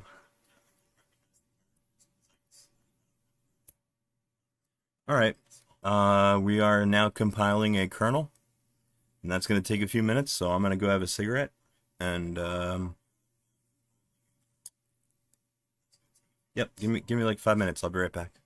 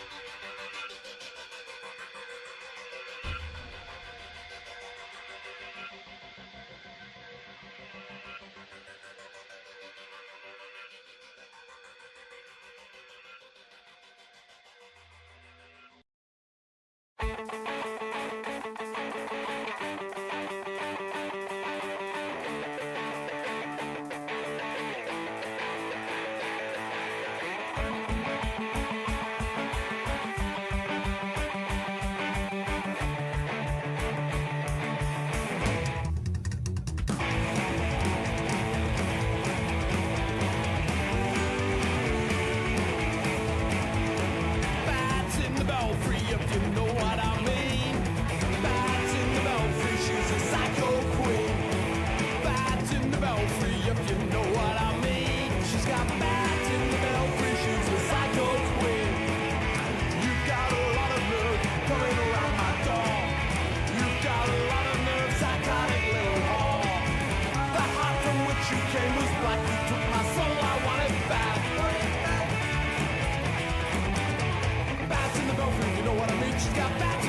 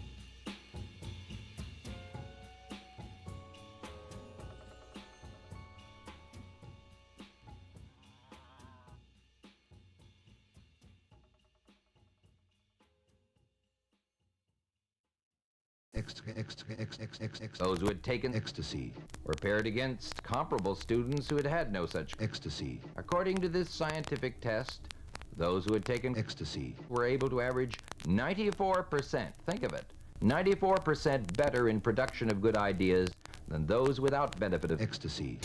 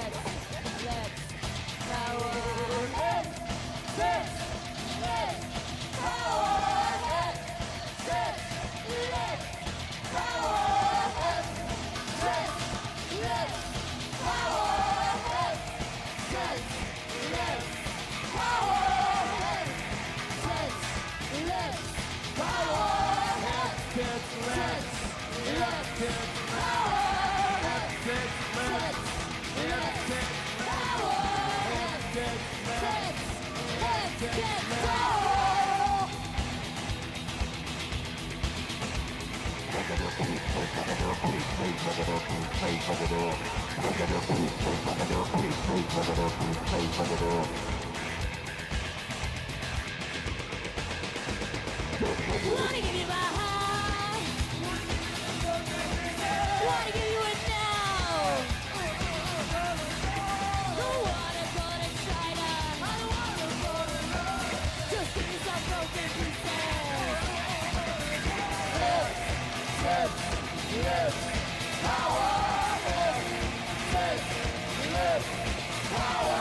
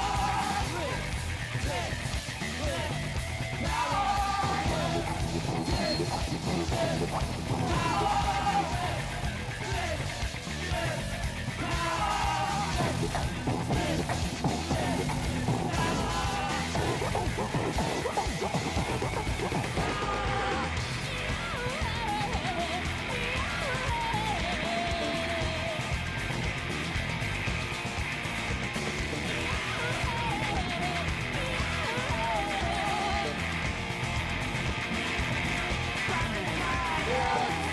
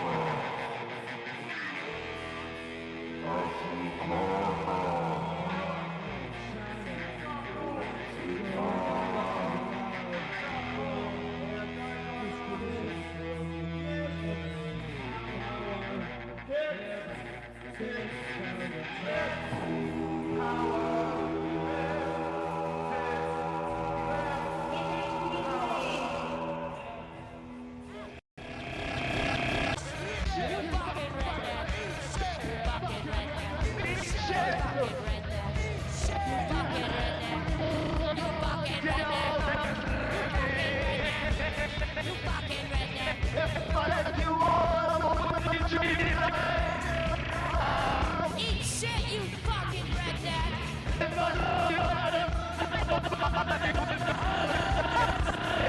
Suck my cock, you fucking redneck!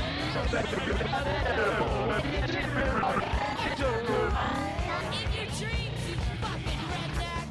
Eat shit! Eat shit, fucking redneck!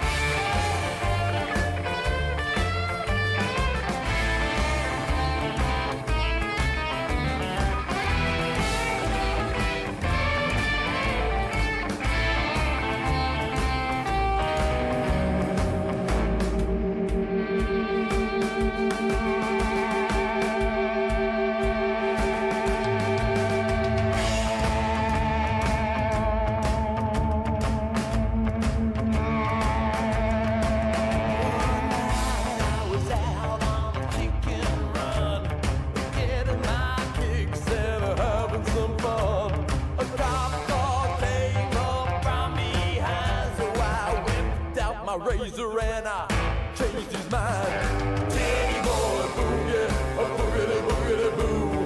Teddy boy boogie, a boogity boogity boo. Ooh, ooh, ooh. Teddy boy boogie, boogie, boogity boogity boo.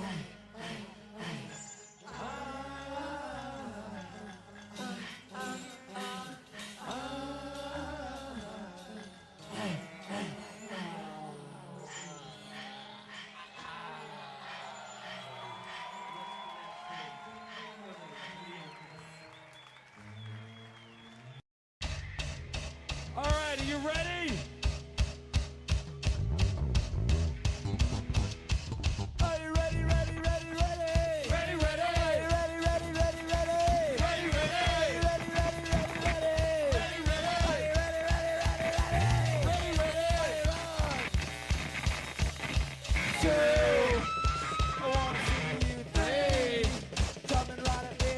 Foreplay. I want more fun while I'm still alive. 6, 6, 6, 7.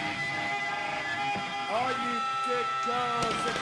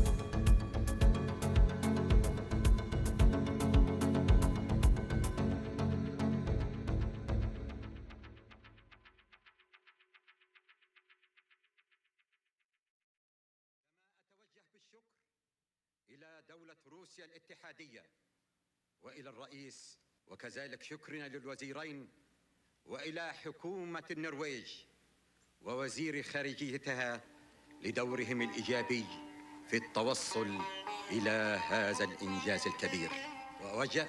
وأوجه التحية إلى كل إخواني القادة العرب وفي العالم الذين ساهموا في الوصول إلى هذا الإنجاز.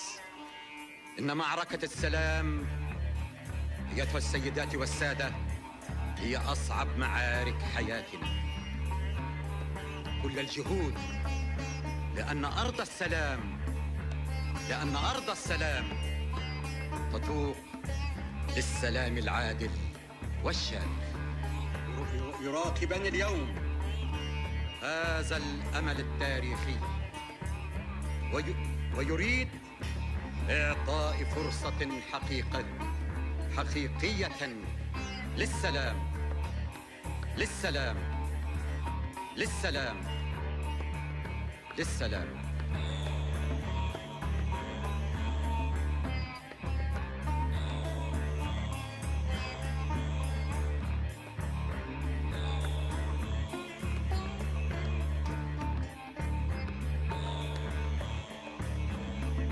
Can I steal your mind? And can I crawl down inside? And when I am a child, and can I feed in your eyes? And can I drink the air in your lungs? And can I breathe your sweet thick blood? My love is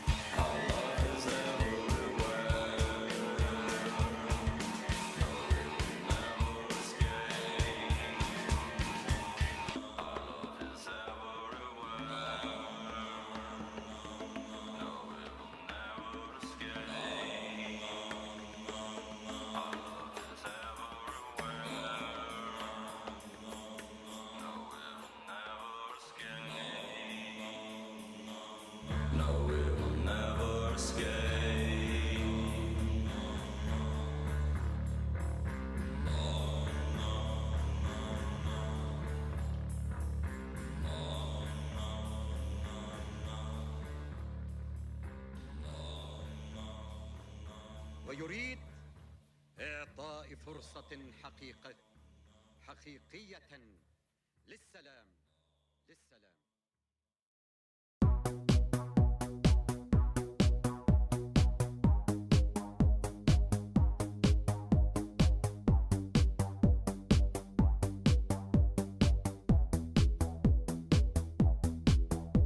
Ich fliege über Berg und Tal. Wer nackig fliegt, der muss auch mal. Ich seh dich sitzen dort am See und stroll in deinen Blasentee. Ich bin ein Held, ein Supermann, der außer Stroller noch vieles andere kann. Ich helfe Damen übern Damm, bevor ich ihn mein reinramm. Die Kinder mögen mich gar sehr, die Bullen suchen mich noch mehr. Doch wenn man mich nicht finden kann, ruft man ganz laut nach Pimmelmann. Ich bin der Pimmelmann.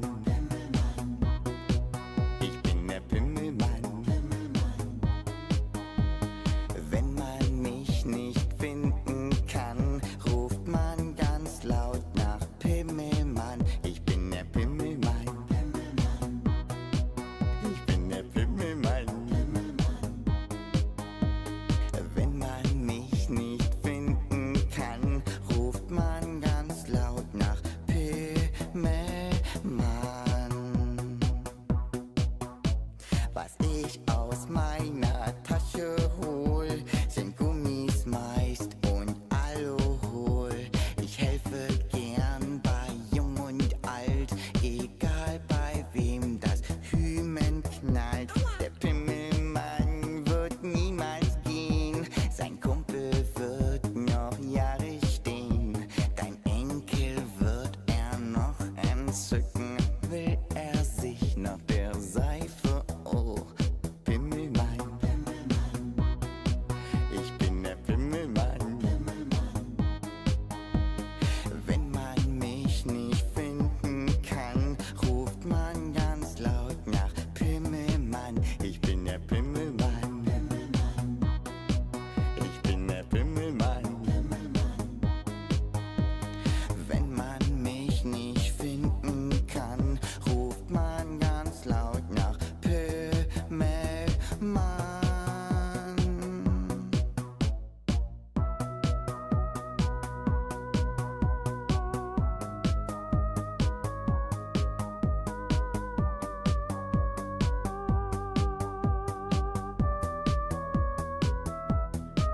Ich bin der Pimmelmann. Ich bin der Pimmelmann. Wenn man mich nicht finden kann, ruft man ganz laut nach Pimmelmann. Ich bin der Pimmelmann. Ich bin der Pimmelmann. Wenn man mich nicht finden kann, ruft man ganz